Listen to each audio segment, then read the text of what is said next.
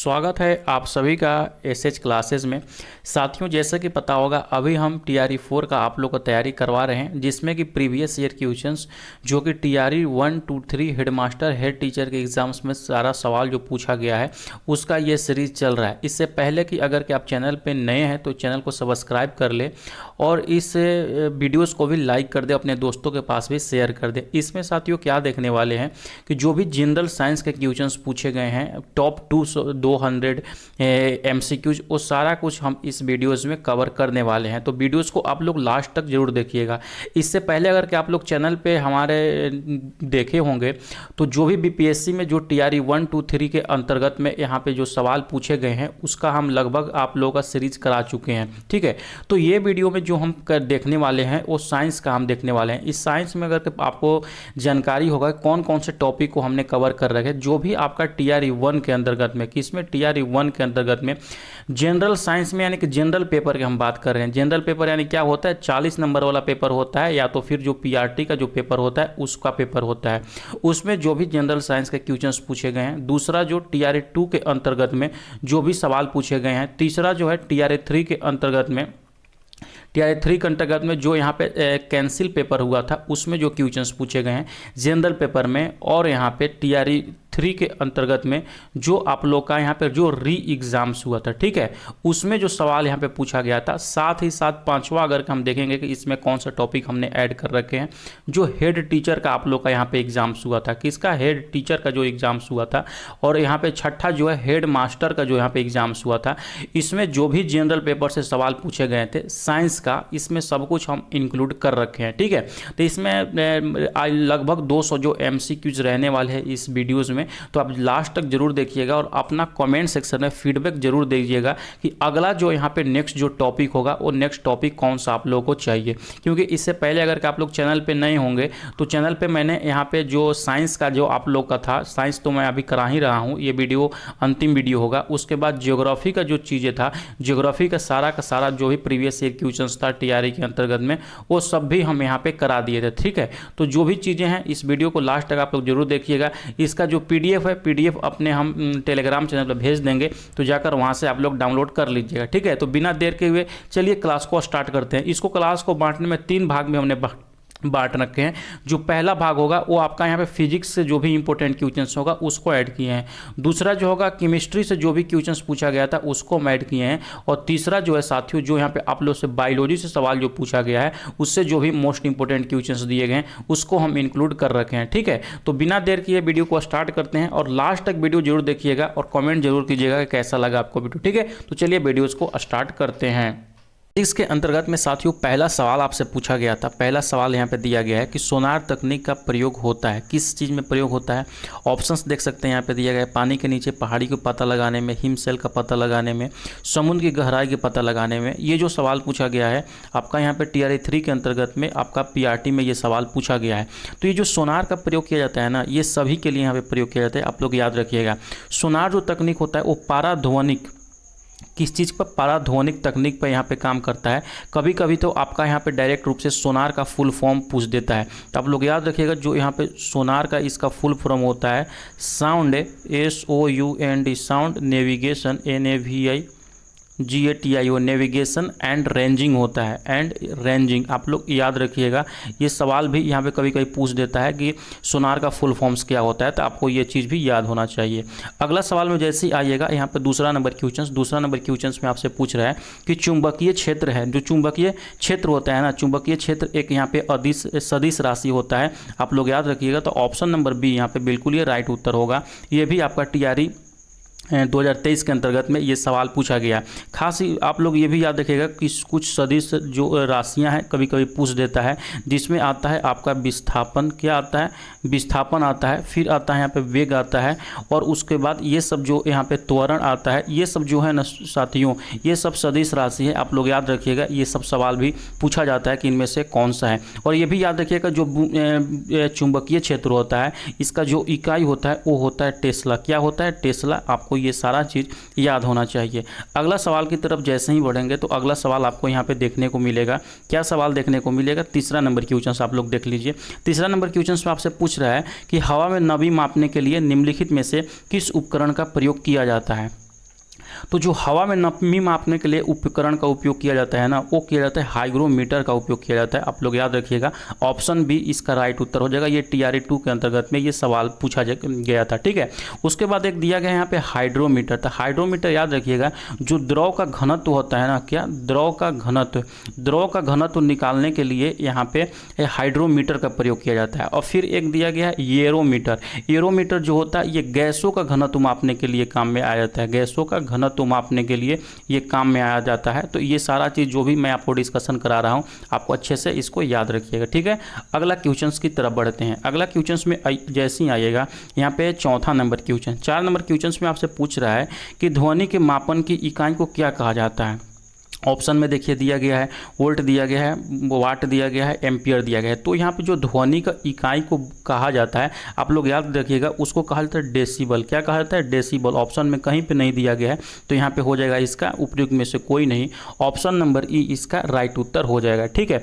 उसके बाद देखिएगा वो जो वाट होता है ये शक्ति का मात्रक होता है। किसका मात्रक होता है? ये शक्ति का मात्रक होता है। वही अगर के एम्पियर का देखिएगा तो एम्पियर जो होता है साथियों वो विद्युत धारा का होता है। किसका? विद्युत धारा का होता है, ठीक है। फिर आता है आपका जो वोल्ट होता है, ये विभवांतर का मात्रक होता है। किसका?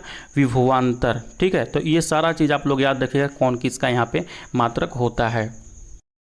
आगे बढ़ने से पहले हम बताना चाहेंगे जो भी लोग यहाँ पे TRE 4 का सिंसियर रूप से तैयारी कर रहे हैं उन लोगों के लिए BPSC का सिलेक्शन किट हम लेकर आ गए हैं, जो कि एक कंप्लीट नोट्स होता है जिसमें कि आपका बिहार शिक्षक भर्ती परीक्षा TRE 4 को पास करने के लिए संपूर्ण जो स्टडी मटेरियल चाहिए वो सब कुछ इसमें मिलता है, जो कि संपूर्ण आपका सिलेबस पर आधारित रहता है। और इसमें से अधिकतर सवाल देखिएगा ना TRE 1, 2, 3 में आ चुके हैं, और आने वाला जो वैकेंसी आ रहे हैं TRE 4 उसमें भी बहुत सारा क्वेश्चंस इस नोट से आपको देखने को मिलेंगे। इस नोट्स में जो आपको मिलते हैं इसमें लगभग 9 कंटेंट आपको मिलते हैं, जिसमें कि जो पहला कंटेंट रहने वाला है क्लास 6 से लेकर क्लास 12 तक का जो भी NCERT बुक्स है, जैसे कि इस वीडियो में आप देख रहे हैं, इसी तरीका के सारे सब्जेक्ट का नोट्स मिलेंगे। उसके बाद SCERT का क्लास 6 से लेकर क्लास 12 तक का सारा चैप्टर वाइज नोट्स, भारतीय राष्ट्रीय आंदोलन और प्रत्येक सब्जेक्ट का इंपॉर्टेंट MCQs, BPSC और रिलेटेड एग्जाम का previous year questions, Bihar special का नोट्स, टॉप 500 करंट अफेयर्स जो कि एग्जाम से पहले मैं आपको दूंगा, और TRE 1, 2, 3 तक का जो भी MCQs आए हुए हैं उस विथ आंसर और EVS का नोट्स। इतना पढ़ लेने के बाद न केवल आप इस परीक्षा को पास कर पाइएगा बल्कि अच्छे मार्क्स से यहाँ पे पास कर पाइएगा, ठीक है। तो जिनको भी चाहिए होगा BPSC का सिलेक्शन की TRE 4 के लिए, तो नीचे दिए गए लिंक से एसएच क्लासेस का मोबाइल एप्लीकेशन डाउनलोड कर लीजिए और वहां से इसको आप परचेज कर सकते हैं। मात्र अगर के अभी आप परचेज कीजिएगा तो 599 में इसको परचेज कर सकते हैं। अगर के TRE 4 का आप तैयारी कर रहे हैं सिंसियर रूप से, आपको कुछ भी नहीं दौड़ना, कुछ भी NCERT SCERT बुक्स नहीं खरीदना पड़ेगा, बस आप इसको एक बार लेकर सारा नोट्स जो है उसको आप एक प्रिंट आउट निकाल कर अपने जहाँ पे पढ़ते हैं, जैसे आप अगर घर पे पढ़ते हैं या लाइब्रेरीज वगैरह में पढ़ते हैं, बस आप इसको प्रिंट आउट निकालकर अच्छे से इसको कवर कर लीजिए। आपका न केवल वहाँ पे परीक्षा में पास हो जाए बल्कि अच्छा खासा यहाँ पे नंबर आएगा, ठीक है। अधिक जानकारी के लिए यहाँ पे हम व्हाट्सएप नंबर, यहाँ पे ये जो व्हाट्सएप नंबर नजर आ रहा होगा इस व्हाट्सएप नंबर पर हमको व्हाट्सएप कर सकते हैं, या जिनको भी परचेज करना होगा नीचे दिए गए डिस्क्रिप्शन पे लिंक से एसएच क्लासेस के मोबाइल एप्लीकेशन से इसको आप लोग डाउनलोड कर सकते हैं, ठीक है। चलिए आगे चलते हैं। नंबर सवाल जो साथियों आपसे पूछ रहा है, 5वें नंबर में देखिए क्या बोल रहा है कि निम्नलिखित में से आपेक्षिक घनत्व के लिए सही इकाई क्या है। और ये देखिएगा तो जो कैंसिल हुआ था पेपर उससे ये सवाल पूछा गया था। तो आप लोगों को पता होगा जो यहाँ पे आपेक्षिक घनत्व होता है ना, ये आपेक्षिक घनत्व किसी के सापेक्ष में निकाला जाता है, इसीलिए इसका कोई भी मात्रक नहीं होता है, ये मात्रक विहीन होता है। तो ऑप्शन नंबर बी आपका इसको राइट उत्तर होगा। अगला सवाल 6 नंबर क्वेश्चन है कि निम्नलिखित में से वह कौन सा यंत्र है जिसके द्वारा विद्युत परिपथ में बहने वाली धारा का पहचान किया जाता है। यानी कि जो विद्युत धारा यहाँ पे बहती है उसको किस तरीके से मापते हैं, यानी कि विद्युत धारा किससे मापते हैं, तो उसको आमीटर से मापते हैं। आप लोग इसको याद रखिएगा, बहुत ही इंपॉर्टेंट सवाल है, ठीक है। और छोटे विद्युत धारा को यहाँ पे मापने के लिए कभी कभी पूछ देता है ना कि इसका उपयोग किया जाता है। तो जो छोटे धारा का यहाँ पे मापने के लिए उपयोग होता है, छोटे धारा का विद्युत धारा को, वो गैल्वेनोमीटर का उपयोग किया जाता है। आप लोग याद रखिएगा, बहुत ही इंपॉर्टेंट सवाल है, ठीक है। नेक्स्ट सवाल की तरफ बढ़ते हैं। 7वां नंबर क्वेश्चन। 7वां नंबर क्वेश्चन जो आपसे पूछ रहा है कि निम्नलिखित में से कौन सा न्यूटन के गति का तीसरे नियम का प्रयोग करता है। साथियों न्यूटन का तीसरा गति नियम क्या करता है, कहता है कि प्रत्येक क्रिया के बराबर और विपरीत प्रतिक्रिया होती है। यानी कि जिस फोर्स से किसी चीज़ को आप इधर से अपना फोर्स लगाते लगाते हैं वो भी जो आपका सामने वाला पदार्थ है वो भी उतना ही आप पे फोर्स लगाता है। तो ये जो लागू होता है ना, ये ऑप्शन में देखिएगा तो ऑप्शन अंतरिक्ष रॉकेट जो यहाँ पे छोड़ा जाता है जियो स्टेशनरी से, तो वहाँ पे ये आपका न्यूटन का थर्ड लॉ लागू होता है। इसके पीछे बहुत सारा यहाँ पे 2-3 और उदाहरण पूछा जाता है, जैसे बंदूक से जो हम गोली चलाते हैं तो वहाँ से जो आपका न्यूटन्स का लॉ लागू होता है वो थर्ड लागू होता है, ठीक है। और कभी कभी पूछ लेता है कि नाव से जब हम कूदते हैं तो नाव पीछे की ओर निकल जाता है, तो उसमें भी न्यूटन का थर्ड लॉ लागू होता है। आप लोग ये दोनों चीज़ याद रखिएगा, ठीक है। नेक्स्ट सवाल की तरफ बढ़ते हैं। 8वां नंबर क्वेश्चंस। 8 नंबर क्वेश्चंस आपसे पूछ रहा है कि निम्नलिखित में से कौन सा सबसे कम घर्षण उत्पन्न करता है। आपको पता होगा घर्षण के लिए जो जितना ही रगड़ाएगा उससे ज़्यादा ही वहाँ पे घर्षण उत्पन्न होगा, और जो जितना ही कम रगड़ाएगा उससे वहाँ पे उतना ही कम घर्षण उत्पन्न होगा। तो अगर के फिसलन घर्षण, रोलिंग घर्षण देखिए यहाँ पे इसका राइट उत्तर होगा, क्योंकि ये रोल करते हुए जा रहा है, ना कि इसको रगड़ते हुए जा रहा है। तो ऑप्शन नंबर बी इसका राइट उत्तर हो जाएगा। ये आपका TRE 2 के अंतर्गत में ये सवाल पूछा गया था, तो आप लोग याद रखिएगा, ठीक है। अगला सवाल की तरफ बढ़ते हैं। 9 नंबर क्वेश्चंस। 9 नंबर क्वेश्चंस में देखिए दिया गया है कि प्रकाश तरंगे किस प्रकार की तरंगे होती है। साथियों, जो ये प्रकाश तरंगे होते हैं आप लोग याद रखिएगा, ये प्रकाश तरंगे ना यहाँ पे अनुप्रस्थ तरंगे भी होती है और विद्युत चुंबकीय तरंगे भी होती है। तो ठीक है, तो ए और सी दोनों हो जाएगा, इसीलिए जो आपका राइट उत्तर हो जाएगा ऑप्शन नंबर डी इसका उत्तर हो जाएगा। उपयुक्त में से एक से अधिक आप लोग याद रखिएगा, ठीक है। जो प्रकाश तरंगे होती हैं क्या होती हैं, अनुप्रस्थ तरंगे भी होते हैं और विद्युत चुंबकीय तरंगे भी होती है। आप लोग इसको दोनों याद रखिएगा, ठीक है। नेक्स्ट सवाल की तरफ 10 नंबर क्वेश्चंस की तरफ बढ़ते हैं। 10 नंबर क्वेश्चंस में जैसे ही आइएगा आपसे सवाल पूछ रहा है यहाँ पे कि निम्नलिखित में से किसके पास उच्च ऊर्जा स्तर और छोटा तरंग दैर्घ्य होता है। यानी कि उच्च ऊर्जा स्तर और छोटा तरंग दैर्घ्य किसका होता है, तो वो जो होता है परावैंगनिक किरण का होता है, यूवी रे का होता है। इसका ऑप्शन नंबर बी यहाँ पे करेक्ट होगा। ये आपका यहाँ पे TRE 3 के अंतर्गत में सवाल पूछा गया था, ठीक है। अगला सवाल देखिएगा 11 नंबर क्वेश्चंस कि मानव कान की श्रवण प्रास क्या होती है। साथियों देखिए यहाँ पे जो श्रवण की क्षमता होती है मनुष्य का वो 20 हर्ट्ज से लेकर यहाँ पे 20,000 के बीच में ये होता है, ठीक है। कितना, 20 हर्ट्ज से लेकर 20,000 हर्ट्ज तक। इसी को श्रव्य ध्वनि भी बोलते हैं, इसीलिए ऑप्शन नंबर ए यहाँ पे राइट उत्तर होगा। अगर के इससे कम जो ध्वनि होंगी उसको यहाँ पे अश्रव्य ध्वनि बोलते हैं, उसको हम सुन नहीं सकते हैं, ठीक है। और जो यहाँ पे 20,000 से अधिक का जो ध्वनि होता है, 20,000 से जो अधिक का यहाँ पे ध्वनि होता है उसको प्राश्रव्य ध्वनि बोलते हैं, उसको भी मनुष्य नहीं सुन सकता है। तो ये तीनों चीज़ों को आप लोग याद रखिएगा। चमगादड़ जो वगैरह जो होते हैं वो 20,000 से अत्यधिक यहाँ पे ध्वनि उत्पन्न करती हैं, ठीक है। नेक्स्ट सवाल की तरफ आते हैं। नेक्स्ट सवाल है 12 नंबर क्वेश्चंस, जो कि यहाँ पे हेड मास्टर में पूछा गया था ये सवाल कि ऊष्मा निष्कासित करने वाली प्रक्रिया को क्या कहते हैं। देखिए जब यहाँ पे अभिक्रिया होता है तो उसमें 2 तरीके की होती है। एक में क्या होता है कि ऊष्मा का जो शोषण होता है, क्या होता है, शोषण होता है। और दूसरा क्या होता है कि ऊष्मा का वहाँ पे उत्पन्न होता है। जब ऊष्मा उत्पन्न होता है किसी भी अभिक्रिया से तो उसको ऊष्माक्षेपी अभिक्रिया बोलते हैं, और जिससे ऊष्मा शोषित होता है, अंदर जाता है, उसको ऊष्मा शोषी अभिक्रिया कहते हैं। आप लोग इसको भी अच्छे से याद रखिएगा। अगला सवाल आता है 13 नंबर क्वेश्चंस की पूछ रहा है आपसे कि फ़ारेनहाइट पैमाना पर परम शून्य का मान कितना होता है।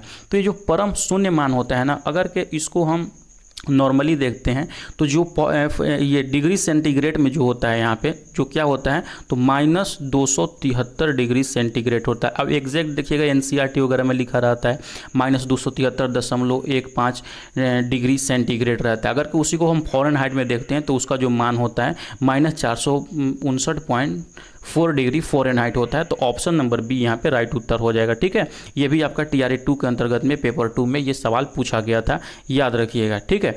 अगला सवाल की तरफ बढ़ते हैं। अगला सवाल में जैसे ही आइएगा साथियों 14 नंबर क्वेश्चन, इसका जो PDF है PDF मैं अपने टेलीग्राम चैनल पर सेंड कर दूंगा, तो जाकर वहाँ से आप लोग इसको डाउनलोड कर लीजिएगा।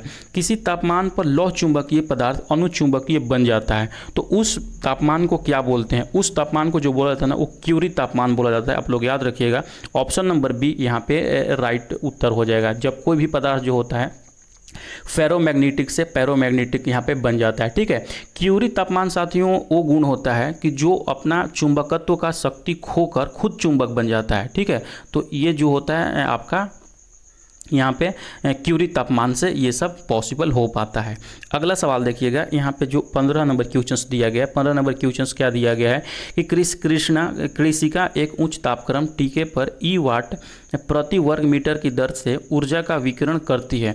जब T/3 के तापमान पर कर दिया जाए तो विकिरित ऊर्जा वाट प्रति वर्ग मीटर में क्या होगी। आपको पता होगा ई जो यहाँ पे समानुपाती होता है T के पावर 4 होता है। अगर हम इस फॉर्मूला में बैठाते हैं तो ऑप्शन नंबर सी यहाँ पे इसका ये राइट उत्तर हो जाएगा, जो कि TRE 2 के अंतर्गत में ये सवाल पूछा गया था। 16 नंबर क्वेश्चन है कि एक बरसाती दिनों में क्या होता है। अगर के देखिएगा ऑप्शन ए दिया है कि शुष्क एवं आर्द्र बल्ब तापमापी समान माप दर्शाते हैं। नहीं, यहाँ पे शुष्क बल तापमापी आर्द्र बल तापमापी की तुलना में कम दर्शाता है। तो ऑप्शन नंबर बी यहाँ पे बिल्कुल राइट होगा, जो कि बीपीएससी ने यही उत्तर लिया था।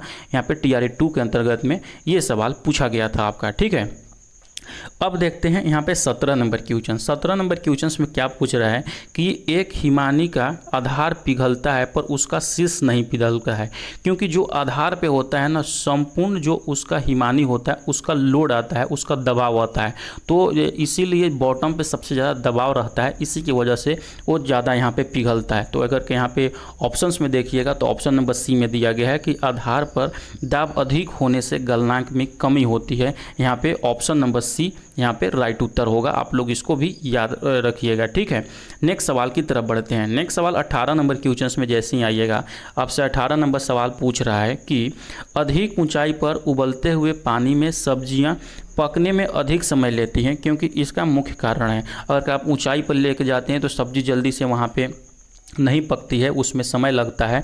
तो उसका यही मतलब है कि ऊंचाई बढ़ने पर उबलते हुए पानी का तापक्रम यहाँ पे घट जाता है, क्योंकि वहाँ पे जो वायुमंडलीय दाब है वो कम हो जाता है। ठीक है, तो यहाँ पे ऑप्शन नंबर बी इसका राइट उत्तर हो जाएगा। अगला सवाल की तरफ बढ़ते हैं। अगला सवाल 19 नंबर क्वेश्चन आपसे पूछ रहा है कि प्रदीप्ति ट्यूब में प्रायः किस पदार्थ का प्रयोग किया जाता है। तो जो प्रदीप्ति ट्यूब होता है आपको पता होगा मरकरी और यहाँ पे ये अक्रिय गैस एक आर्गन का यहाँ पे प्रयोग किया जाता है। तो ऑप्शन नंबर ए इसका राइट उत्तर हो जाएगा। ये भी सवाल आपका जो कैंसिल हुआ था पेपर TRE 3 के अंतर्गत में, उसमें ये सवाल पूछा गया था, भूलिएगा नहीं। ठीक है, नेक्स्ट सवाल की तरफ बढ़ते हैं। 20 नंबर क्वेश्चन। 20 नंबर क्वेश्चन में साथियों जैसे ही आइएगा आपसे पूछ रहा है, क्या पूछ रहा है कि इंद्रधनुष हमेशा निम्नलिखित में से किस दिशा में स्थित होता है। तो इंद्रधनुष जो होता है ना, हमेशा ही सूरज जिधर भी रहे उसका विपरीत दिशा में निकलता है, आप लोग याद रखिएगा। तो यहाँ पे ऑप्शन में अगर देखिएगा ऑप्शन नंबर डी दिया गया। और जो इंद्रधनुष होता है हमेशा दो प्रकार का होता है, प्राइमरी इंद्रधनुष और सेकेंडरी इंद्रधनुष। जब साइंस हम पढ़ाएंगे थ्योरी पोर्शन तो उसमें आपको ये बताएंगे। ये सवाल देखिएगा तो आपको हेडमास्टर के एग्जाम में ये सवाल पूछा गया था। ठीक है, नेक्स्ट सवाल की तरफ बढ़ते हैं। 21 नंबर सवाल। 21 नंबर सवाल में जैसे ही आइएगा आपसे पूछ रहा है कि क्या पूछ रहा है कि ENT स्पेशलिस्ट डॉक्टर द्वारा निम्न में से किस तरह का दर्पण उपयोग किया जाता है। अब ये ENT दिया गया है तो आपको पता होगा EAR, ईयर होता है, नोज होता है और यहाँ पे थ्रोट होता है।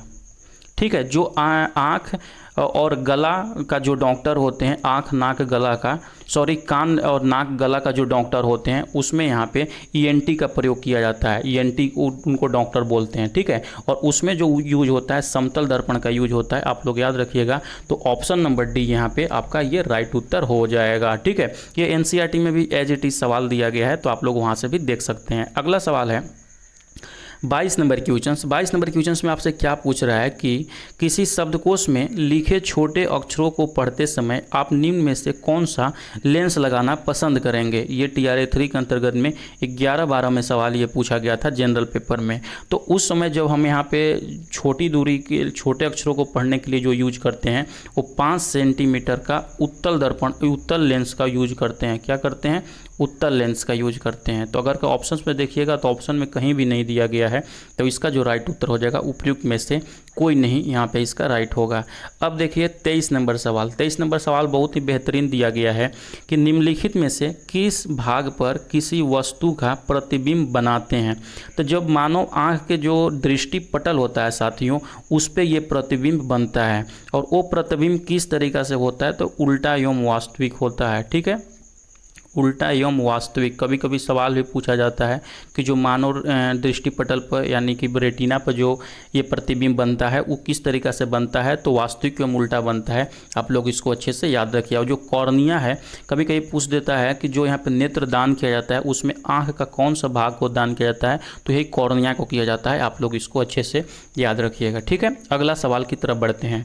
अगला सवाल 24 नंबर क्वेश्चन है। 24 नंबर क्वेश्चन में जैसे ही आइएगा पूछा गया है कि मानव आँख की फोकस दूरी में परिवर्तन का निम्नलिखित में से किसके कारण होता है। तो जो वहाँ पे उसका परिवर्तन होता है ना, उसके सिलियरी मसल्स में परिवर्तन के कारण ये परिवर्तन हो जाता है। आप लोग इसको अच्छे से याद रखिएगा, जो कि आपके TRA 3 में सवाल पूछा गया था।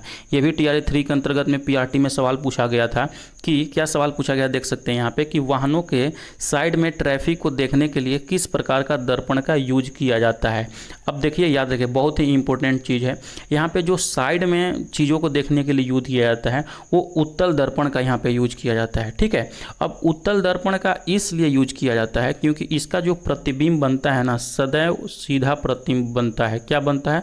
सदैव सीधा प्रतिबिंब बनता है, इसलिए उत्तल दर्पण का यहाँ पे प्रयोग किया जाता है। अब या कुछ हम देख लेते हैं कि अवतल दर्पण जो है, अवतल दर्पण का यहाँ पे यूज कहाँ कहाँ पे होता है। तो याद रखिएगा, जो अवतल दर्पण का यूज होता है जैसे टॉर्च हो गए, ठीक है, टॉर्च हो गए, सर्च लाइट हो गए, सर्च लाइट ये सवाल पूछा जाता है, सर्च लाइट हो गए, इसमें अवतल दर्पण का प्रयोग हो गए। हेड लाइट हो गए, हेड लाइट, ठीक है, मैं यहाँ पे अच्छे से लिख देता हूँ आपको कि आपको प्रॉब्लम ना हो। हेड लाइट जो होता है, हेड लाइट में जो यूज होता है वो भी आपका अवतल दर्पण होता है। जो यहाँ पे नाई के दुकान पर जब जाते हैं तो सेविंग जो करते हैं, जो जिसमें आप चेहरा देखते हैं, तो सेविंग दर्पण के रूप में भी इसका उपयोग किया जाता है आपका अवतल दर्पण का। तो ये सारा कुछ आप लोग याद रखिएगा। अब देखिए, यहाँ पे 26 नंबर क्वेश्चन आपसे पूछ रहा है, बहुत ही बेहतरीन सवाल है। 26 नंबर में क्या पूछ रहा है कि 2 कैंडेला का एक के समदिक स्रोत जितना प्रकाश फ्लक्स पैदा करता है वह है। यानी कि 2 कैंडेला का कोई चीज़ है और वो पूछ रहा है कितना फ्लक्स यहाँ पे निकलता है। तो आप जानते होंगे कि यहाँ पे जो फाई बराबर क्या होता है, 4 पाई गुणे आई होता है। और आई के वैल्यू यहाँ पे कितना दिया है, 2 दिया है। तो ये टोटल कितना मान निकालेगा, 8 पाई। ऑप्शन नंबर 8 ल्यूमेन जिसको बोल सकते हैं, ऑप्शन नंबर सी इसका यहाँ पे राइट उत्तर हो जाएगा, ठीक है।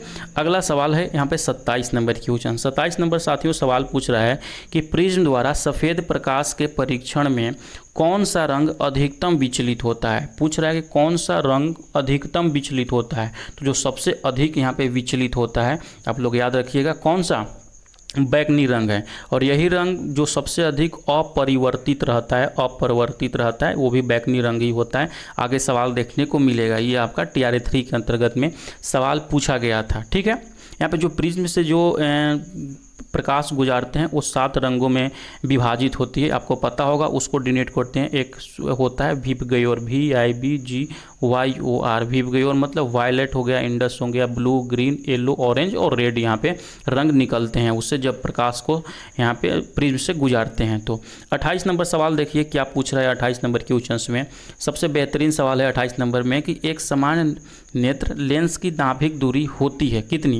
यानी कि नेत्र लेंस की नाभिक दूरी बताना है तो वो जो होता है 2 सेंटीमीटर होता है। बहुत सारे लोग जब एग्जाम्स देने गए थे वहाँ 25 सेंटीमीटर मार दिए थे। तो 25 सेंटीमीटर न्यूनतम देखने की दूरी होती है, न कि आपका यहाँ पे नाभिक दूरी होती है। तो याद रखिएगा, ऑप्शन सी यहाँ पे 2 सेंटीमीटर इसका राइट उत्तर होगा, ठीक है। अगला सवाल देखिए, अगला सवाल पूछ रहा है कि प्रिज्म से गुजरने पर सबसे अधिक अपरिवर्तित होने वाला प्रकाश कौन सा है। अभी तुरंत मैंने बताया, वो जो सबसे अधिक अपरिवर्तित होने वाला प्रकाश है वो बैगनी होता है, ठीक है। तो बैगनी आपको अपरिवर्तित मतलब बहुत सारे लोगों को नहीं पता चल रहा होगा कि ये क्या होता है, तो उसको अंग्रेजी में रिफ्रैक्ट बोलते हैं। क्या बोलते हैं?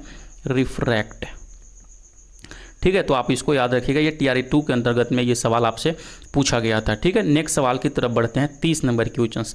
30 नंबर क्वेश्चंस में आपसे पूछ रहा है, देख लीजिए किसी से सवाल दिया गया है। क्या दिया गया है कि दृष्टि की खराबी निकट दृष्टि दोष को के नाम से जाना जाता है।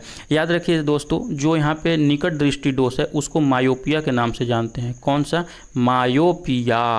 और जो यहाँ पे दूर दृष्टि दोष होता है उसको हाइड्रोपिया के नाम से जानते हैं। तो ऑप्शन में देखिएगा तो आपको कहीं भी नहीं दिया गया है, तो इसका जो राइट उत्तर हो जाएगा उपयुक्त में से कोई नहीं इसका राइट उत्तर हो जाएगा। अगला सवाल 31 नंबर क्वेश्चन है कि एक वर्णी प्रकाश एक माध्यम से दूसरे माध्यम में प्रवेश करता है, ठीक है। निम्नलिखित में से कौन सा गुण जो है नहीं बदलता है? आपको पता होगा जब प्रकाश एक माध्यम से दूसरे माध्यम में जाती है तो उसका जो होता है आवृत्ति चेंज नहीं होता है, बाकी सब कुछ चेंज हो जाता है। तो इसका option number A right answer हो जाएगा। ये TRE 2 के अंतर्गत में ये प्रश्न आपसे पूछा गया था। ठीक है। नेक्स्ट सवाल 32 नंबर क्वेश्चन। 32 नंबर क्वेश्चन आपका देखिएगा तो यहाँ पे TRE 2 के अंतर्गत में ये भी सवाल पूछा गया था। क्या सवाल पूछा गया है कि हालांकि दृश्य प्रकाश में जल पारदर्शी होता है, दूरस्थ वस्तुओं को जल की महीन बूंदों से निर्मित कोहरे में नहीं देखा जा सकता है। यह इसलिए होता है क्योंकि अधिकतर प्रकाश बिखर कर आभासी अस्पष्टता निर्मित करता है। याद रखिएगा ये चीज़। ऑप्शन नंबर बी यहाँ पे राइट उत्तर हो जाएगा कि जब यहाँ पे प्रकाश बिखरता है तो वो अस्पष्टता यानी कि उसके आगे की चीज़ें नहीं दिखाई देती है।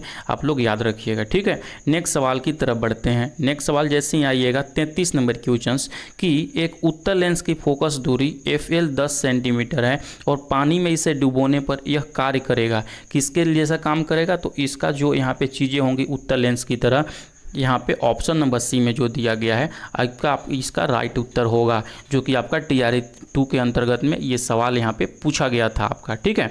नेक्स्ट सवाल की तरफ बढ़ते हैं। 34 नंबर क्वेश्चन।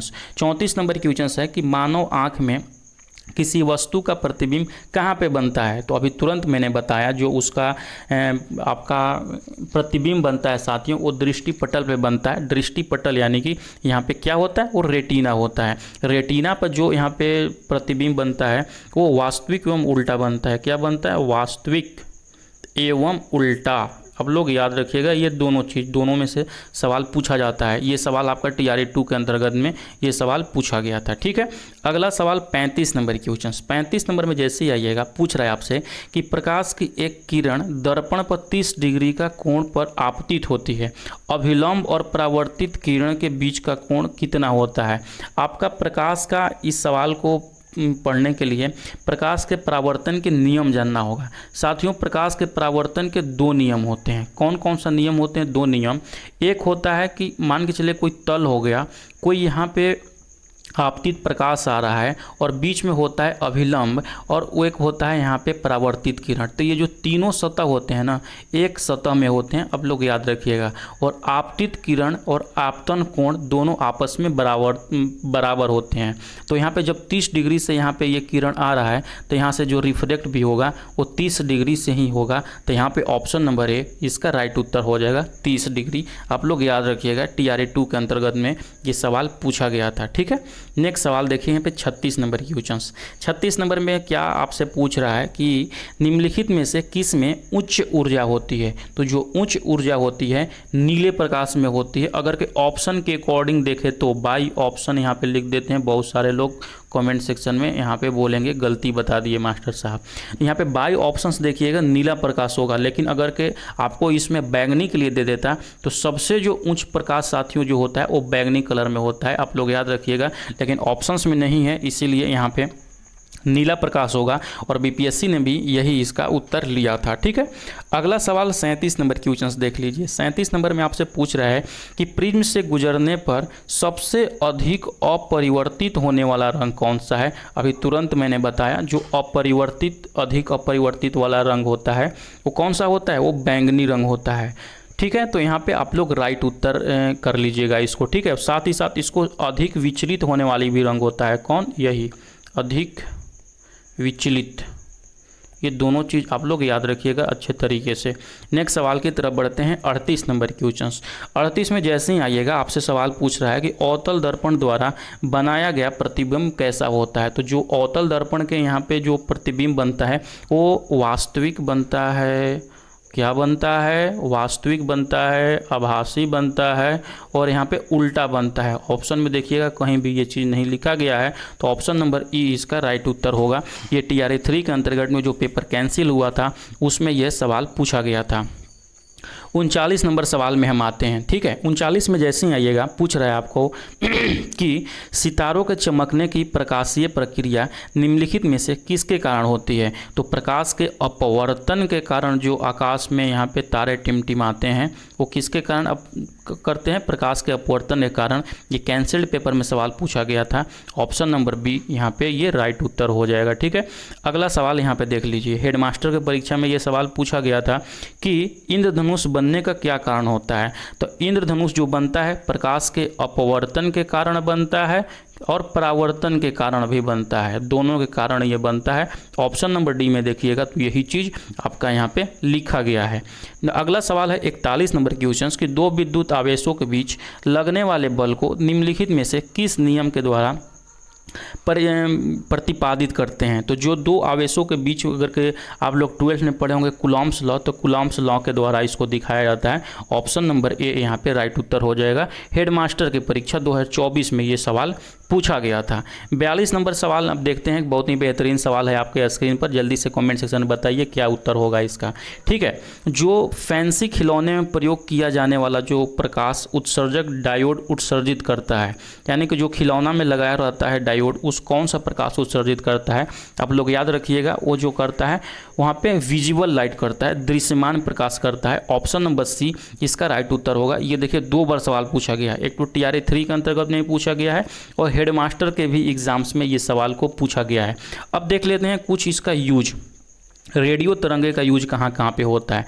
रेडियो तरंगे का जो यूज होता है साथियों, रडार के रूप में होता है, टेलीविज़न के रूप में होता है, टेलीविज़न के रूप में यहाँ पर रेडियो तरंगे का उपयोग किया जाता है। यूवी किरण जो होता है वो सूर्य से निकलता है, परावैंगनिक किरण आपको पता होगा, तो यहाँ से आप लोग इसको भी अच्छे से याद रखिएगा। ठीक है, और ये जो यूवी किरण होता है ना, वो क्या होता है, वो अनुप्रस्थ तरंगे होते हैं, आप लोग इसको भी याद रखिएगा। 43 नंबर क्वेश्चन तरफ जैसे ही आते हैं कि सड़क प्रकाश में उपयोग आने वाले बल्बों को जोड़ा जाता है। आप लोग स्ट्रीट लाइट का बात सुने होंगे, देखे होंगे।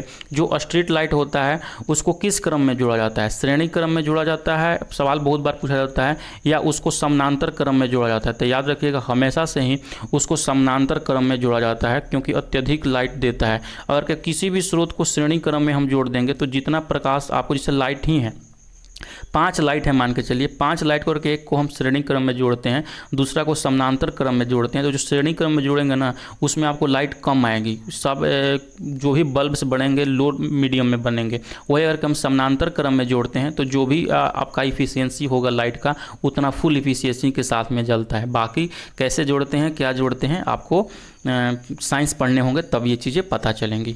44 नंबर सवाल देखिए यहाँ पे दिया गया है कि निम्न में से कौन सा गैर ओमिक प्रतिरोध का प्रतिनिधित्व करता है। तो जो गैर ओमिक का प्रतिनिधित्व करता है, याद रखिएगा वो कौन करता है, टॉर्च बल्ब करता है। ठीक है, ओम का नियम क्या होता है, V बराबर IR, इसको भी अच्छे से याद रखिएगा। ये आपका जो री एग्ज़ाम हुआ 6 to 8 में ये सवाल पूछा गया है। अगला सवाल 45 नंबर क्वेश्चन है कि विद्युत धारा फ्यूज किस प्रभाव पर काम करता है। विद्युत धारा का जो फ्यूज होता है, फ्यूज मतलब गांव घर में अगर के आपके पास होगा तो MCB का नाम सुने होंगे। MCB देखते होंगे कि बहुत ज़्यादा लाइट एक बैग वोल्टेज आता है तो MCB अपने आप यहाँ पर ड्रॉप हो जाता है, MCB अपने आप गिर जाता है। ये तो खैर मॉडर्नाइज वर्जन हो गया है MCB। पहले क्या होता है कि जो बोर्ड में होता था ना, बोर्ड में एक लंबा तार देके उसके अंदर में डाल दिया जाता था। तो ये तो जो मॉडर्न अभी आ गया समझिए कि टेक्नोलॉजी, तब MCB आ गया। पहले वही होता था, उसमें एक तार फंसाया रहता था कि जब भी यहाँ पे वोल्टेज ज़्यादा होता था ना तो वो गर्म होकर तरवा जल जाता था, यानी कि ताप बढ़ जाता था। इसीलिए जो यहाँ पे जो फ्यूज होता है उसी को फ्यूज बोलते हैं। वही जो फ्यूज होता है ना विद्युत धारा के तापीय प्रभाव पर काम करता है, क्योंकि एक बैग अगर के वोल्टेज ज़्यादा आता है तो वो जो तार होते हैं वो तार पिघल कर गिर जाते हैं, जिससे जो आपका जो भी इलेक्ट्रॉनिक सामान होते हैं वो जलते नहीं है, बच जाते हैं। 46 नंबर सवाल देखिए यहाँ पे, 46 नंबर में सवाल पूछ रहा है कि ओम के नियम के सत्यापन के लिए ध्यान रखने वाली बातें कौन कौन सी है। तो इसमें ध्यान रखने वाली बातें यही है कि ए मीटर को हमेशा श्रेणी क्रम में जोड़ते हैं और जो वोल्ट मीटर होता है उसको हमेशा समानांतर क्रम में जोड़ते हैं। आप लोग याद रखिएगा, ये नॉर्मल एग्जाम में भी बहुत बार यहाँ पे सवाल पूछा गया है और आपका टीचर्स एग्जाम में भी ये भी सवाल बहुत बार पूछा गया है, जैसे कि ये देख सकते हैं TRE 3 के अंतर्गत में ही यह सवाल पूछा गया है। अगला सवाल 47 नंबर क्वेश्चन आपके स्क्रीन पर हैं, जल्दी से जवाब देते चलें।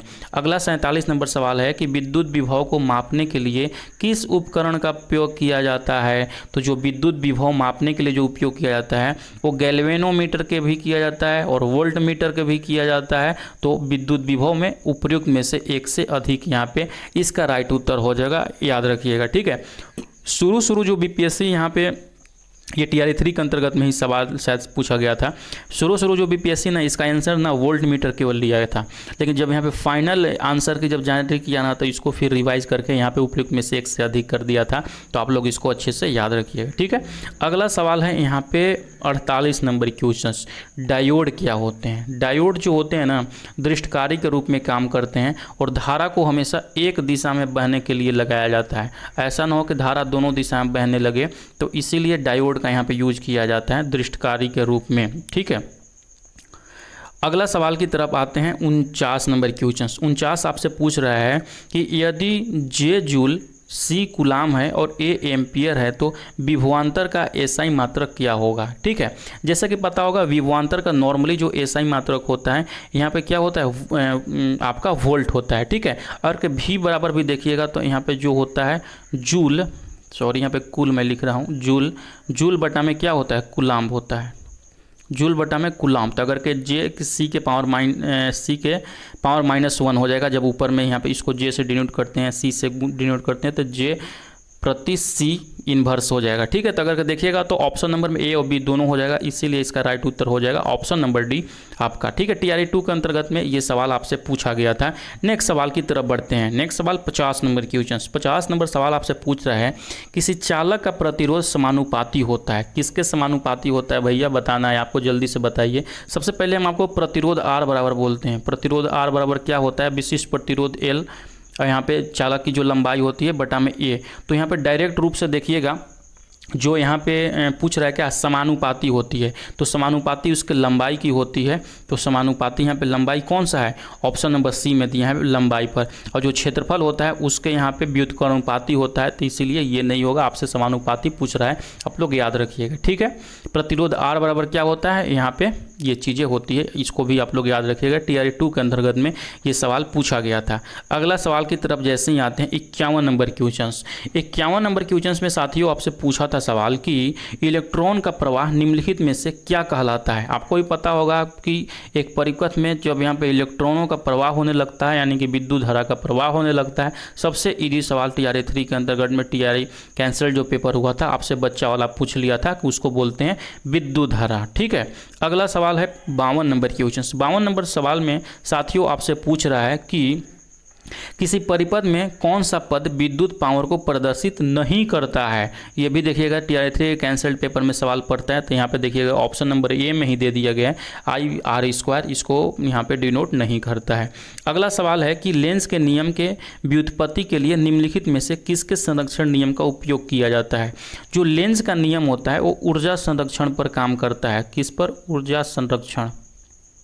ठीक है, याद रखिएगा ऊर्जा संरक्षण के सिद्धांत पर यह काम करता है। अगर के ऑप्शंस में देखिएगा तो कहीं भी नहीं दिया गया है, तो यहाँ पे इसका हो जाएगा उपयुक्त में से कोई नहीं। ये TRE 3 के अंतर्गत में ये सवाल आपसे पूछा गया था। ठीक है, अगला सवाल है यहाँ पे 54 नंबर क्वेश्चन। 54 नंबर क्वेश्चन क्या बोल रहा है कि विद्युत चुंबक का कोर बनाने के लिए सामान्यतः उपयोग किया जाने वाली सामग्री कौन सा है। तो विद्युत चुंबक का जो कोर बनाया जाता है, यानी कि विद्युत चुंबक बनाने के लिए जो यहाँ पे यूज होता है वो नरम लोहा का यूज किया जाता है। ऑप्शन नंबर सही है, TRE 2 के अंतर्गत में ये सवाल आपसे पूछा गया था। ठीक है, अगला सवाल की तरफ बढ़ते हैं। 55 नंबर क्वेश्चन। 55 नंबर क्वेश्चन में जैसे ही आइएगा साथियों आपसे सवाल यहाँ पे पूछ रहा है कि निम्नलिखित में से कौन सी विद्युत चुंबकीय नहीं है। तो जो विद्युत चुंबकीय नहीं से पहले हम देख लेते हैं कि कौन कौन सा विद्युत चुंबकीय है। तो याद रखिएगा रेडियो तरंगे। कौन सा, रेडियो तरंगे। ठीक है, विद्युत चुंबकीय तरंगे, रेडियो तरंगे हो गया, सूक्ष्म तरंगे हो गया, सूक्ष्म तरंगे हो गया, और यहाँ पे जो है चीज़ें औरक तरंगे हो गया, औरक तरंगे, औरक तरंग हो गया, और एक्स किरण हो गया, एक्स किरण हो गया। ठीक है। ये सब जो चीज़ें मैंने बताएं ये विद्युत चुंबकीय की तरंगे होती हैं। आपसे पूछ रहे हैं कि विद्युत चुंबकीय नहीं है, तो ऑप्शन पे देखिएगा आपसे यहाँ पे दिया गया है, और ऑप्शन नंबर बी अल्फा किरण। इसमें विद्युत चुंबकीय में गामा किरण भी ले लीजिए, गामा किरण भी यहाँ पे होता है विद्युत चुंबकीय, तो ऑप्शन नंबर बी इसका राइट उत्तर आपका हो जाएगा। ठीक है। 56 नंबर सवाल देखिए। 56 नंबर में आपसे पूछ रहा है कि शरीर निम्नलिखित में से किसके वंचित हो जाने से धनावेशित हो जाता है। तो शरीर में से जैसे ही इलेक्ट्रॉन की कमी हो जाएगी ये धनावेशित हो जाएगा। हेडमास्टर के एग्जाम में ये सवाल आपसे पूछा गया था। 57 नंबर सवाल है साथियों कि किसी विखंडनीय द्रव्य का क्रांतिक द्रव्यमान क्या होता है। तो ये जो क्रांतिक द्रव्यमान होता है श्रृंखला अभिक्रिया हेतु आवश्यक न्यूनतम द्रव्यमान होता है। आपका टीआरई की एग्जाम में भी ये सवाल पूछा गया था। 58 नंबर सवाल पूछा गया है आपसे कि रेडियोधर्मी तत्व द्वारा उत्सर्जित निम्नलिखित में से कौन सा एक धनात्मक रूप से आवेशित कण है। तो जो यहाँ पे धनात्मक रूप से आवेशित कण है वो है अल्फा कण। टीआरई 2 के अंतर्गत में ये सवाल आपसे पूछा गया था। अगला सवाल है 59 नंबर क्वेश्चन की नाभिकीय रिएक्टरों में ड्यूटियो का उपयोग होता है। ड्यूटियो मतलब ड्यूट्रियम ऑक्साइड। ड्यूट्रियम ऑक्साइड मतलब जो होता है क्या होता है, कभी कभी बोल देता है भारी जल, तो ये होता है भारी जल। भारी जल का नाभिकीय रिएक्टर में मंदक के रूप में यूज किए जाते हैं, आप लोग याद रखिएगा। तो ऑप्शन नंबर सी में इसका राइट उत्तर हो जाएगा। अगला 60 नंबर की क्वेश्चन है कि स्वतंत्र रूप से पृथ्वी की ओर गिरते हुए पिंड की कुल ऊर्जा क्या होती है। तो जो उसका कुल ऊर्जा होती है वो स्थिर होती है, कांस्टेंट होती है। ये भी सवाल आपका टीआरई 2 के अंतर्गत में पूछा गया सवाल है। अब 61 नंबर क्वेश्चन देखिए। 61 नंबर क्वेश्चन पूछ रहा है कि भू स्थिर उपग्रह घूमता है, कहाँ पे घूमता है भाई, कितना ऊपर जाके घूमता है। आपको पता होगा जो जियो स्टेशनरी सेटेलाइट होते हैं वो अंतरिक्ष में होते हैं और पृथ्वी के सतह से 36,000 किलोमीटर ऊपर जाकर वहाँ पे ये घूमते रहते हैं। तो 36,000 किलोमीटर एक स्थिर ऊंचाई हुआ, तो ऑप्शन नंबर बी यहाँ पे ये राइट उत्तर हो जाएगा। याद रखिएगा ये भी आपका टीआरई के अंतर्गत में सवाल पूछा गया था। अगला सवाल आता है 62 नंबर क्वेश्चन की निम्नलिखित में से कौन सा अन्योन्य क्रिया सबसे क्षीण है, यानी कि सबसे कमजोर है। इंट्रैक्शन होता है अन्योन्य क्रिया, आप लोग याद रखिएगा। तो जो ये गुरुत्वीय बल होता है सबसे कम होता है, तो ऑप्शन नंबर सी यहाँ पे राइट उत्तर हो जाएगा। टीआरई 2 के अंतर्गत में ये आपका सवाल पूछा गया था। अगला सवाल आता है यहाँ पे 63 नंबर क्वेश्चन। क्या पूछ रहा है कि दो न्यूरॉन्स के बीच में गैप को क्या कहा जाता है। ये जो सवाल संबंधित है आपका ह्यूमन ब्रेन से संबंधित है, इसीलिए यहाँ पे जो चीज़ें हो रही है न्यूरॉन्स में बात हो रही है। ठीक है। मानव मस्तिष्क की इकाई कौन सी होती है, न्यूरॉन होती है, आप लोग याद रखिएगा। तो यहाँ पे राइट उत्तर क्या हो जाएगा, गैप को क्या बोलते हैं, सिनेप्स बोलते हैं। ऑप्शन डी इसका उत्तर हो जाएगा। ठीक है। अगला सवाल आता है 64 नंबर क्वेश्चन। 64 नंबर क्वेश्चन देखिएगा, आपसे हेड टीचर के एग्जाम में ये सवाल पूछा गया है कि निम्नलिखित में अर्धचालक सेमीकंडक्टर है। तो कौन सा सेमीकंडक्टर है, जर्मेनियम होता है, सिलिकॉन होता है, ये जब जो है जो चीज़ें हैं साथियों वो सेमीकंडक्टर हैं, इसीलिए यहाँ पे क्या होगा, सिलिकॉन इसका आपका राइट उत्तर हो जाएगा। जो सेमीकंडक्टर का यूज होता है ना, जो कंप्यूटर्स वगैरह हो गए या इलेक्ट्रॉनिक जो सामान बनता है ना, छोटे छोटे सामान, उसमें यहाँ पे सेमीकंडक्टर का यूज किया जाता है। अगला सवाल की तरफ बढ़ते हैं। अगला सवाल देखिएगा, यहाँ पे 65 नंबर क्वेश्चन आपसे पूछ रहा है कि रेन कोट और टेंट के वाटर प्रूफ गुण किसके कारण से होता है। तो जो किसी भी चीज़ का जो वाटर प्रूफ होता है ना, उसका सतह का बनावट किस वजह से होता है। तो यहाँ पे ऑप्शन नंबर डी देखिएगा, ये आपका ये राइट उत्तर हो जाएगा। ये भी हेड टीचर में ये सवाल आपसे पूछा गया था। ठीक है। नेक्स्ट सवाल की तरफ बढ़ते हैं। नेक्स्ट सवाल यहाँ पे 66 नंबर क्वेश्चन है। 66 नंबर क्वेश्चन आपसे क्या पूछ रहा है, जैसे कि यहाँ पे देख पा रहे होंगे कि विंडो या घरेलू क्लीनर या परफ्यूम स्प्रेयर के रूप में इस्तेमाल की जाने वाली स्प्रे बोतलें निम्नलिखित में से किस पर काम करती है। तो ये जो काम करती है, ऑप्शन देखिएगा, केसिका क्रिया, बर्नौली सिद्धांत, पास्कल सिद्धांत, किस पे काम करता है। तो ये जो काम करता है ये बर्नौली सिद्धांत के रूप में काम करता है। बर्नौली सिद्धांत क्या होता है कि बंद डब्बा, यानी कि जैसे पाइप हो गया, पाइप के अंदर में जो द्रव, बहता हुआ द्रव होता है, द्रव यानी कि याद रखिएगा हमेशा बहता हुआ द्रव का यहाँ पे दबाव मापने के लिए यहाँ पे ये काम में लिया जाता है बर्नौली सिद्धांत। इसके ऊपर में हम वीडियोस बनाएंगे आपको जब थ्योरी पढ़ाएंगे। 67 नंबर क्वेश्चन से देखिए दिया गया है कि एक व्यक्ति पृथ्वी पर अधिक भार किस स्थिति में धकेलता है। तो जो सबसे अत्यधिक यहाँ पे भार जब भी आपको आरोपित करना होगा, तो छोटे से क्षेत्र पर जब भी कोई चीज़ लगाते हैं, अब जैसे मान के लिए एक सुई को चुभाते हैं या किसी को इसको रॉड को चुभाते हैं, तो सबसे पहले कौन ज़्यादा भार लगाएगा, कौन सबसे चुभेगा, तो वो पिन चुभेगा, क्योंकि उसका जो क्षेत्रफल होता है कम होता है और सीधे खड़ा रूप में होता है, यानी कि जो खड़े होते हैं व्यक्ति उसमें जो है यहाँ पे सबसे अधिक भार धकेलता है। तो ऑप्शन नंबर बी में देखिएगा, तो यहाँ पे राइट उत्तर हो जाएगा आपका इसका। ठीक है, नेक्स्ट सवाल की तरफ बढ़ते हैं।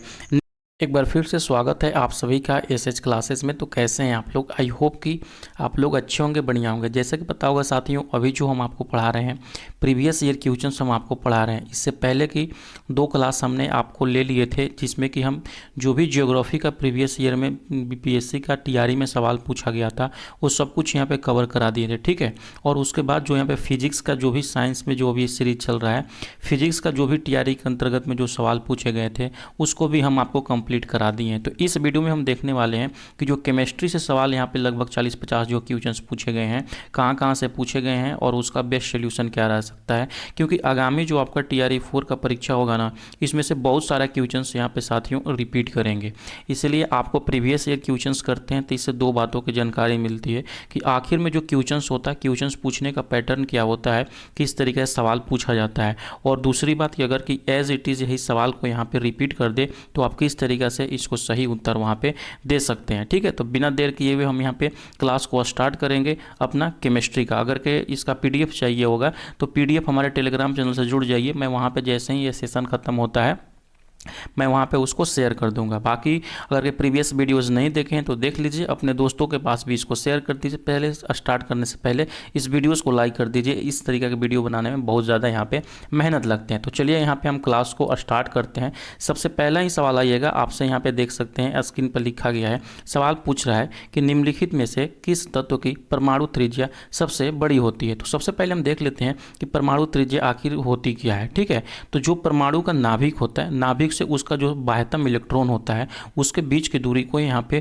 क्या बोलते हैं? परमाणु त्रिज्या बोलते हैं। सबसे बड़ी परमाणु त्रिज्या अगर के ऑप्शंस के अनुसार देखेंगे तो यहाँ पे ऑप्शंस के अनुसार यहाँ पे लिथियम होगा। लेकिन अगर के ये ऑप्शन में नहीं दिया रहा था, ओवरऑल पूछता कि सबसे बड़ी परमाणु त्रिज्या किसकी होती है, तो आप लोग याद रखिएगा वो होता है फ्रांसियम का। किसका? फ्रांसियम का। यहाँ पे आप लोग याद रखिएगा जो फ्रांसियम का यहाँ पे परमाणु त्रिज्या होता है कितना होता है? 348 पिकोमीटर होता है, 348 पीएम होता है। वही कभी पूछ देता है कि सबसे छोटी परमाणु त्रिज्या किसका होता है, तो याद रखिएगा वो होता है हीलियम का। सबसे छोटी परमाणु त्रिज्या यहाँ पे होता है, तो हीलियम का कितना होता है? 0.2 पिकोमीटर ये होता है। तो आप लोग इसको भी याद रखिएगा। अगर का ऑप्शन में देखना चाहें तो जो लिथियम है, लिथियम का 167 होता है। और यहाँ पे देखिएगा तो बेरिलियम दिया हुआ है, तो बेरिलियम का यहाँ पे 112 होता है। और जो दूसरा दिया गया है यहाँ पे बोरॉन, बोरॉन का जो होता है 87 पिकोमीटर ये होता है। तो ये सारा चीज़ जो मैंने बताया आपको याद रखिएगा। ये टीआरई 3 के अंतर्गत में ही यहाँ पे पेपर 4 में ये सवाल पूछा गया था। ठीक है, अगला सवाल की तरफ बढ़ते हैं। अगला सवाल जैसे ही आइएगा स्क्रीन पर आप लोग का दिया गया है कि फलों को ज़बरदस्ती पकाने के लिए निम्नलिखित में से किस गैस का उपयोग किया जाता है। ठीक है, तो साथियों जैसे ऑप्शन में देखिएगा यहाँ पर दिया गया इथेन दिया गया है, एथिलीन दिया गया है, मेथिल दिया गया है। तो यहाँ पे जो फलों को पकाने के लिए उपयोग किया जाता है एथिलीन का प्रयोग किया जाता है। ऑप्शन बी आप लोग राइट उत्तर होगा इसका। याद रखिएगा जो एथिलीन है एक रंगहीन गैस है। क्या है? रंगहीन गैस है ये। ठीक है, रंगहीन गैस है। इसको किस तरीके से यूज करते हैं? एक बंद कमरे में जैसे स्टोरेज वगैरह होता है ना, उसमें पूरा चारों तरफ से कमरा बंद करके अब इस गैस को वहाँ पे रिलीज कर दिया जाता है और बाहरी ऑक्सीजन के साथ में रिएक्शन करके ये फलों को कृत्रिम तरीका से वहाँ पे पका देता है। ठीक है, इसका कभी कभी फार्मूला पूछ लेता है, याद रखिएगा C2H4 इसका रासायनिक फार्मूला होता है। ठीक है, अगला सवाल देखिए, बहुत ही बेहतरीन सवाल आपके स्क्रीन पर है कि इमली में कौन सा अम्ल पाया जाता है? मेथोनोइक अम्ल। मेथोनोइक अम्ल तो साथियों चींटी के डंक में पाया जाता है, ये आपको पता होगा, चींटी में पाया जाता है। उसके बाद दूसरा यहाँ पे टार्टिक अम्ल, तो बिल्कुल सही है, इमली में टार्टिक अम्ल पाया जाता है। साथ ही साथ यहाँ पे देखिएगा ना कि अंगूर में भी यहाँ पे टार्टिक अम्ल आपका पाया जाता है। फिर आता है लैक्टिक अम्ल। लैक्टिक अम्ल जो है दूध में पाया जाता है, यहाँ पे लैक्टिक अम्ल आप लोग याद रखिएगा। साथ ही साथ और कुछ कभी कभी अम्ल के बारे में पूछ देते हैं, जैसे सिरका के बारे में, तो सिरका में जो पाया जाता है यहाँ पे एसिटिक अम्ल पाया जाता है। कौन सा? एसिटिक अम्ल पाया जाता है। ठीक है, उसके बाद याद रखिएगा सेब में भी कभी कभी पूछता है कि सेब में कौन सा अम्ल होता है, तो सेब में जो होता है मैलिक अम्ल होता है। कौन सा अम्ल होता है? मैलिक अम्ल होता है। फिर याद रखिएगा यहाँ पे नींबू में कौन सा अम्ल होता है, तो नींबू में जो यहाँ पे अम्ल होता है सिट्रिक एसिड होता है। कौन सा? Citric acid. आप लोग इसको अच्छे से याद रखिए, जो मैं एक्स्ट्रा पॉइंट बता रहा हूँ आप इसको अच्छे से याद रखिएगा, इसको भूलिएगा नहीं, ठीक है। अगला सवाल में जैसे ही आइएगा आपसे अगर देख सकते हैं 71 नंबर क्वेश्चन की लोहे के बुरादे में तनु हाइड्रोक्लोरिक अम्ल डालने से क्या होता है। ऑप्शन में देखिएगा तो यहाँ पे दिया गया है हाइड्रोजन गैस और आयरन क्लोराइड का उत्पादन होता है, तो बिल्कुल ये सही। अगर कि हम इसका रिएक्शन चेन देखना चाहें तो अगर कि यहाँ पे क्या बोल रहा है लोहे के बुरादा यानी कि यहाँ पे आपका Fe हो जाएगा, प्लस इसमें क्या बोल रहा है हाइड्रोक्लोरिक अम्ल, तो यहाँ पे कर देंगे 2HCl कर देंगे। अब इसको रिएक्शन करने के बाद क्या बनेगा पूछ रहा है, तो अगर हम इसको देखेंगे तो FeCl2 यहाँ पे बनेगा और प्लस में जो हाइड्रोजन गैस है वो यहाँ पे निकलेगा बाहर। तो ये होगा ऑप्शन नंबर ए में ये चीज़ दिया गया है। ये भी देखिएगा TRA 3 में ये सवाल पूछा गया था। उसके बाद आता है अगला सवाल 72 नंबर क्वेश्चन। 72 नंबर क्वेश्चन पूछ रहा है कि निम्नलिखित में से किसका pH मान 7 से अधिक होता है।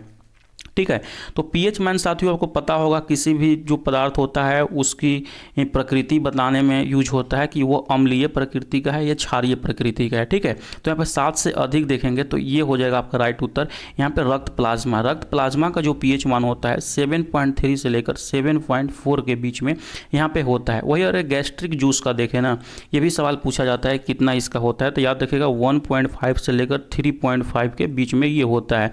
फिर आता है सिरका का जो pH मान भी होता है 2.4 से लेकर यहाँ पे 3.4 के बीच में होता है। तो आप लोग सारा कुछ इसको अच्छे से याद रखिएगा। ठीक है, अगला सवाल की तरफ बढ़ते हैं। अगला सवाल देखिए यहाँ पे दिया गया है कि जलीय विलयन जिसका pH मान 0 है उसका क्या होगा। साथियों आपको पता होगा जो pH स्केल होता है, pH स्केल पर 0 से लेकर यहाँ पे 14 तक का वैल्यू अंकित होता है। ठीक है, और बीच में होता है 7, यानी कि 0 से 7 तक में एक आपका प्रकृति का रहेगा, उसके बाद जो दूसरा आएगा वो दूसरा प्रकृति का आएगा।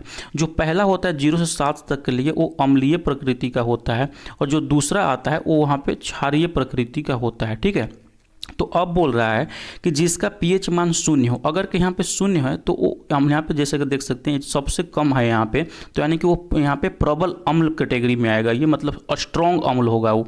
तो अगर कि यहाँ पे ऑप्शन में देखिएगा तो स्ट्रॉन्ग तो नहीं दिया गया है लेकिन अम्लीय प्रकृति का दिया गया। ऑप्शन है राइट उत्तर होगा, ये TRA 2 के अंतर्गत में आपका सवाल पूछा गया था। अब देखिए अगला नंबर सवाल, अगला 74 नंबर क्वेश्चन है कि रासायनिक गुणों को अपरिवर्तित रखते हुए एक परमाणु के नाभिक में जोड़े जाने वाले कण है।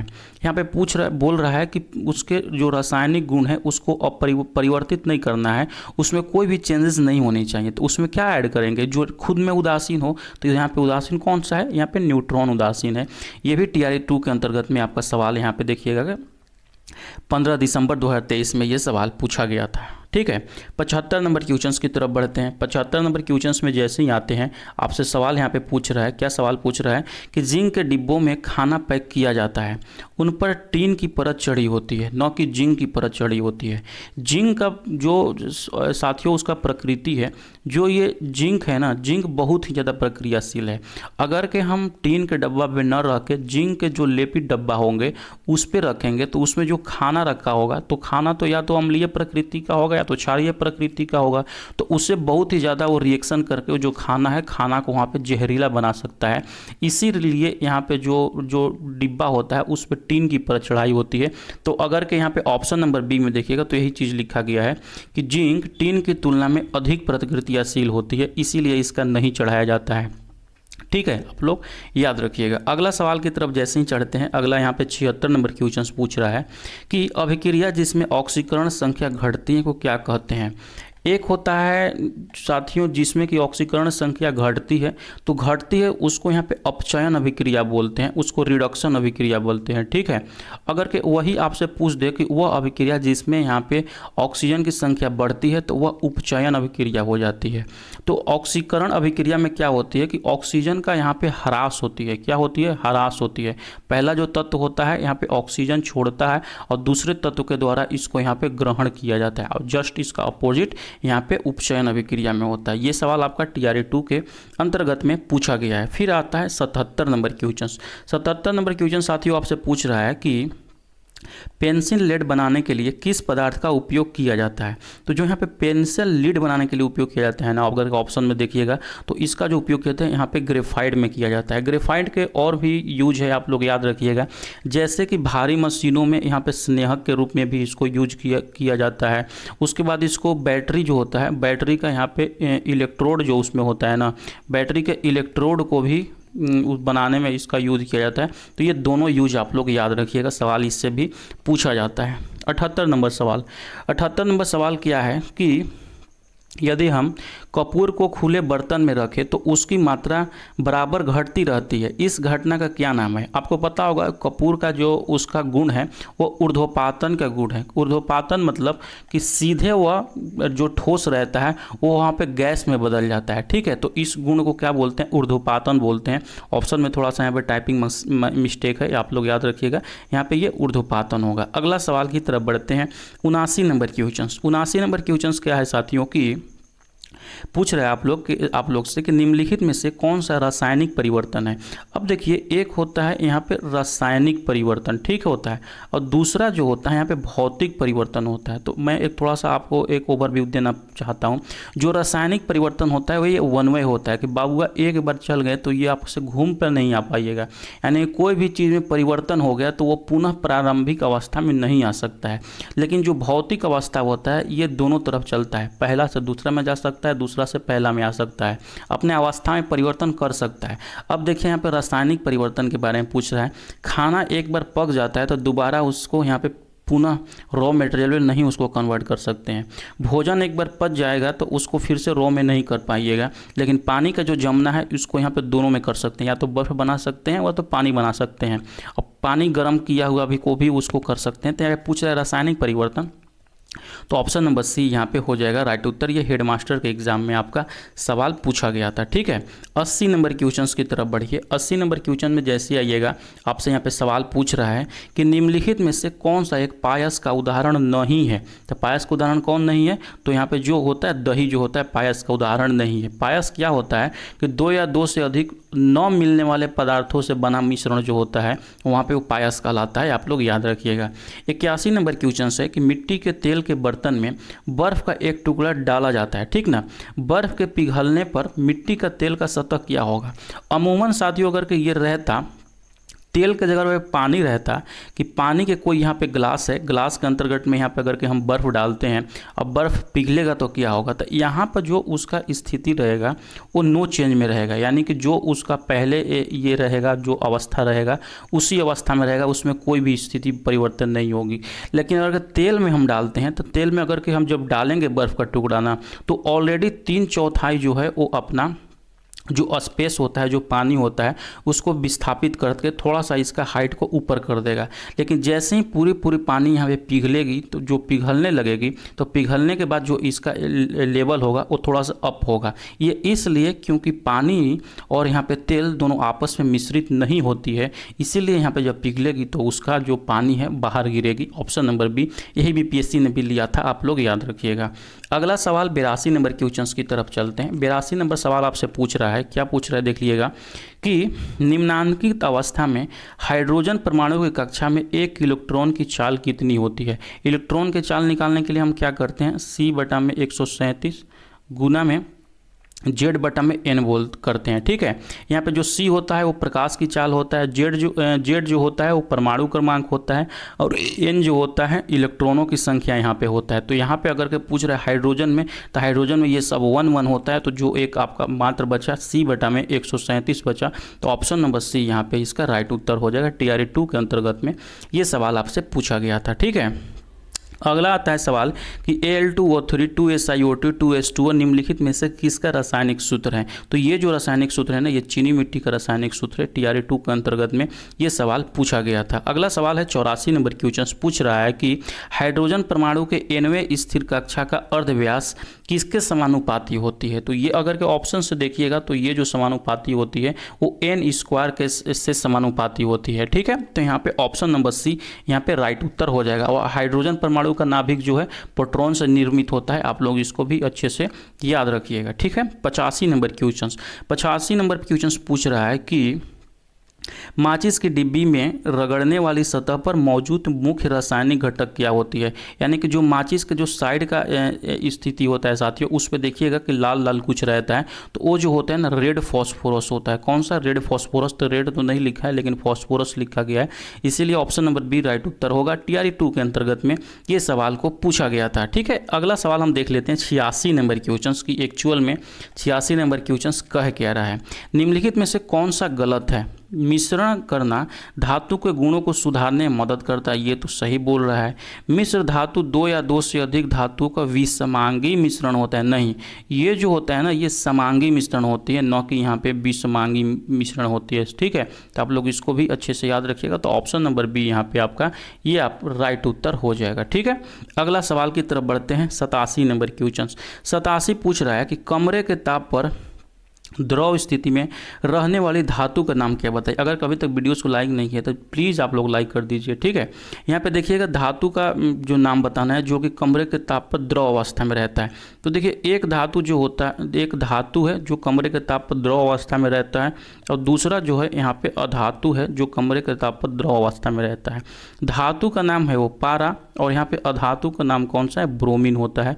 आप लोग इसको भी अच्छे से याद रखिएगा। तब पूछ रहा है आपका कौन सा धातु, तो धातु में यहाँ पे पारा हो जाएगा। अगर धातु पूछता यहाँ पे नॉन मेटल में होता है ब्रोमीन आपका हो जाता। टीआरई 3 में ये सवाल आपसे जो कैंसिल हुआ था पेपर, उसमें ये सवाल पूछा गया था।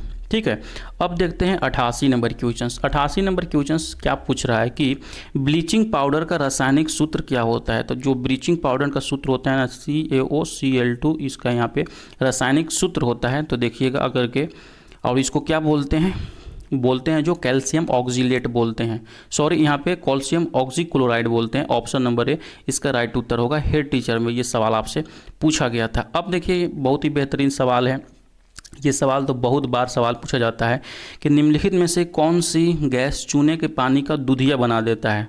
ठीक है, तो ये है carbon dioxide. Option number A ये आपका राइट आंसर हो जाएगा। ठीक है, कि जब कार्बन डाइऑक्साइड गैस जो चूने के पानी से होकर जब गुजरता है ना, तो उसको यहाँ पे क्या बना देता है, कैल्शियम कार्बोनेट बना देता है। कभी कभी 90 नंबर सवाल तो इतना बार सवाल पूछा जाता है कि समझिए कि ये जितने भी कॉम्पिटिटिव एग्जाम्स होते हैं ना उसका ये फेवरेट क्वेश्चन है। क्या है कि ठोस बर्फ क्या होता है, ठोस बर्फ जो होता है ठोस कार्बन डाइऑक्साइड होता है। तो ऑप्शन नंबर सी आप लोग हमेशा से इसको याद रखिएगा। ठीक है, अगला सवाल की तरफ बढ़ते हैं। 91 नंबर क्वेश्चन 91 नंबर क्वेश्चन आपसे पूछ रहा है कि क्षारीय बेसिक लेड कार्बोनेट का व्यापारिक नाम क्या है। तो जो क्षारीय बेसिक लेड कार्बोनेट होता है ना उसको यहाँ पे बोलते हैं वाइट लेड भी बोलते हैं, सफ़ेदा बोलते हैं। ऑप्शन नंबर ए आप लोग इसको भी याद रखिएगा। कभी कभी देखिए अब यहाँ पे दिया गया है ना आपका ऑप्शंस में सिंदूर दिया गया है, तो आपसे कभी कभी पूछ लेगा सिंदूर का फॉर्मूला क्या होता है। तो याद रखिएगा, ये बहुत बार पूछा गया है इसलिए मैं आपको बता दे रहा। Pb3O4 यहाँ पे जो होता है सिंदूर का फॉर्मूला होता है। वही अगर के लिथार्ज का देखेंगे तो PbO होता है इसका।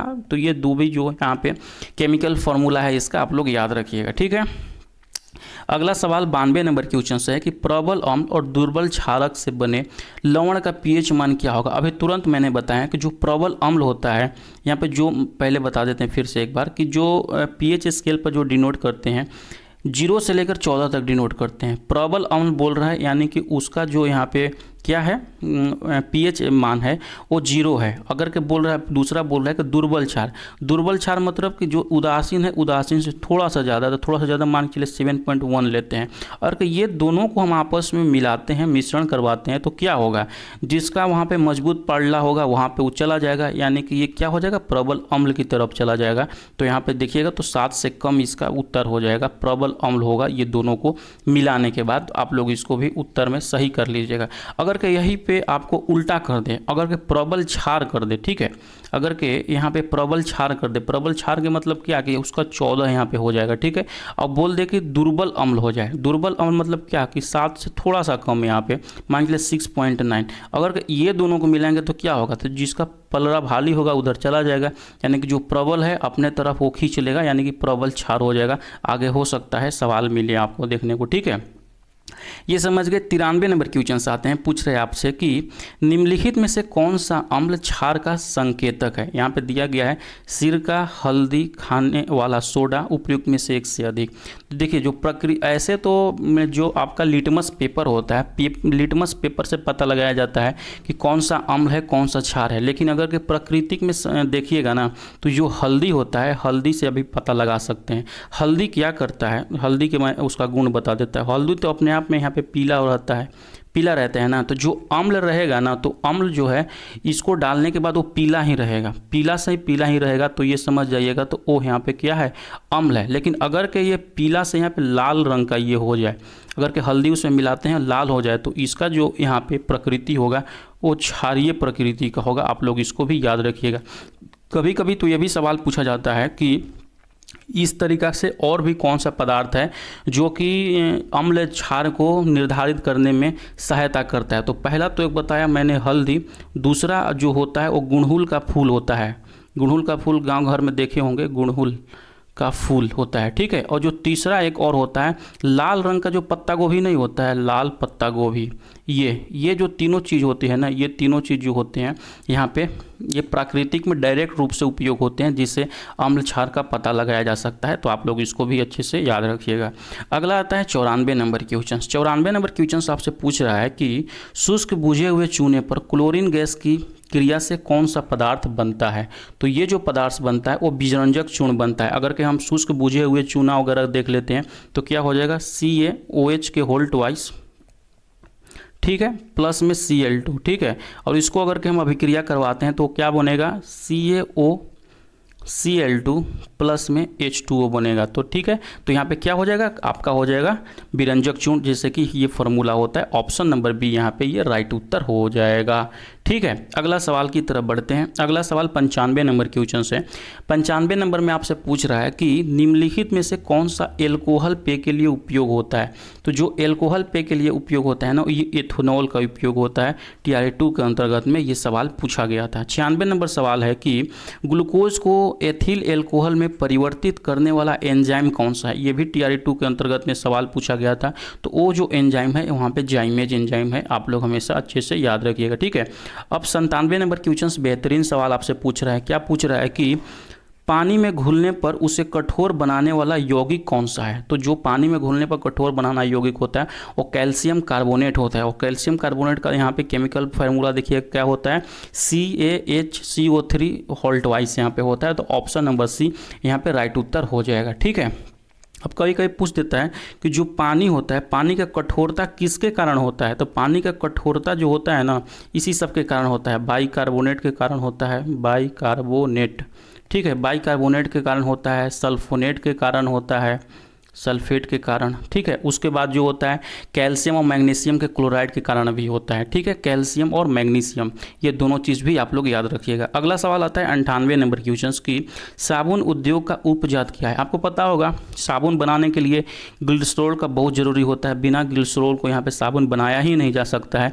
ये TRA3 के अंतर्गत में कैंसिल पेपर में ये सवाल पूछा गया था, तो इसलिए उपजात भी बोलते हैं, ग्लिसरॉल को ही बोला जाता है, ठीक है। नेक्स्ट सवाल 99 नंबर क्वेश्चन। 99 नंबर क्वेश्चन से पूछ रहा है कि निम्नलिखित में से कौन सी सिरके का संगठन है। तो जो सिरके का संगठन होता है ना, वो पानी में एसिटिक एसिड का 5 से 8% का घोल को यहाँ पे सिरका बोलते हैं। ये HM के पेपर में सवाल आपसे पूछा गया था, ठीक है। 100 नंबर क्वेश्चन से यहाँ पे आता है कि निम्न में से कौन सा तत्व आसानी से एक इलेक्ट्रॉन मुक्त कर देता है। तो ये जो कौन सा तत्व है ये है पोटेशियम। ऑप्शन नंबर डी ये राइट उत्तर होगा। ये भी आपका हेडमास्टर के एग्जाम में साथियों ये सवाल पूछा गया था, ठीक है।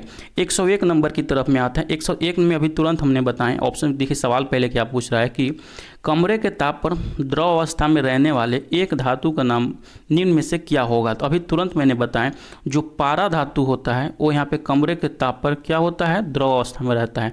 वही जो ब्रोमीन होता है, ब्रोमीन है एक अधातु है, ठीक है। तो यहाँ पे पूछ रहा है क्या धातु के बारे में, तो पारा यहाँ पे राइट उत्तर हो जाएगा। ऑप्शन नंबर ए इसका राइट उत्तर होगा, ठीक है। अगला सवाल देखिए 102 नंबर क्वेश्चन। 102 नंबर क्वेश्चन क्या दे रहा है कि अम्ल क्षार के साथ क्रिया करके लवण तथा पानी बनाते हैं।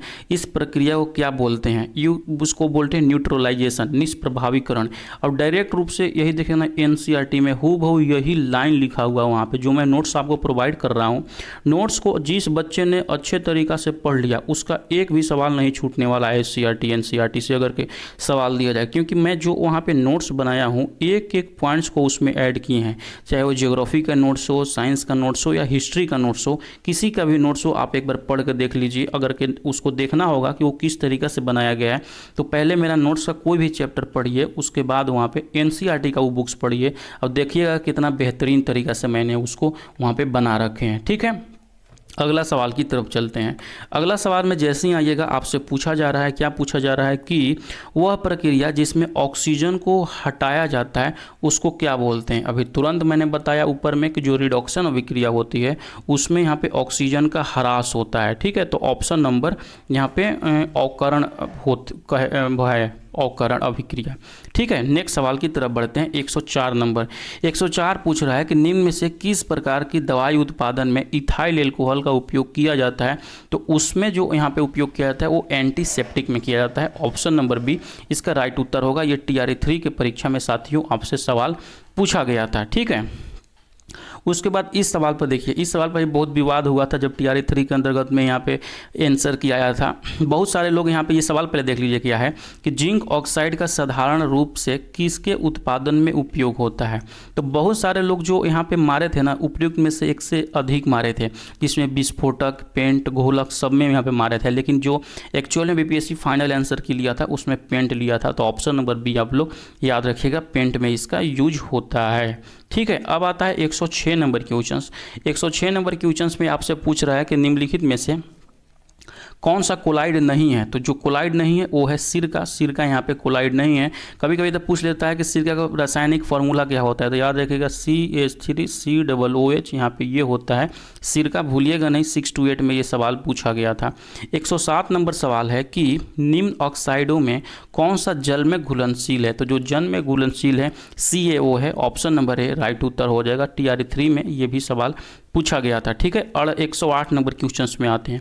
108 नंबर क्वेश्चंस पूछ रहा है निम्नलिखित में से किस में टंगस्टन का प्रयोग किया जाता है? आपको पता होगा जो टंगस्टन का प्रयोग किया जाता है यहाँ पे विद्युत बल्ब में किया जाता है। तो ऑप्शन नंबर बी यहाँ पे राइट उत्तर इसका हो जाएगा, आप लोग भूलिएगा नहीं। टंगस्टन का क्या होता है साथियों? उच्च गलनांक होता है। क्या होता है? उच्च गलनांक। कभी कभी ये भी सवाल पूछा जाता है।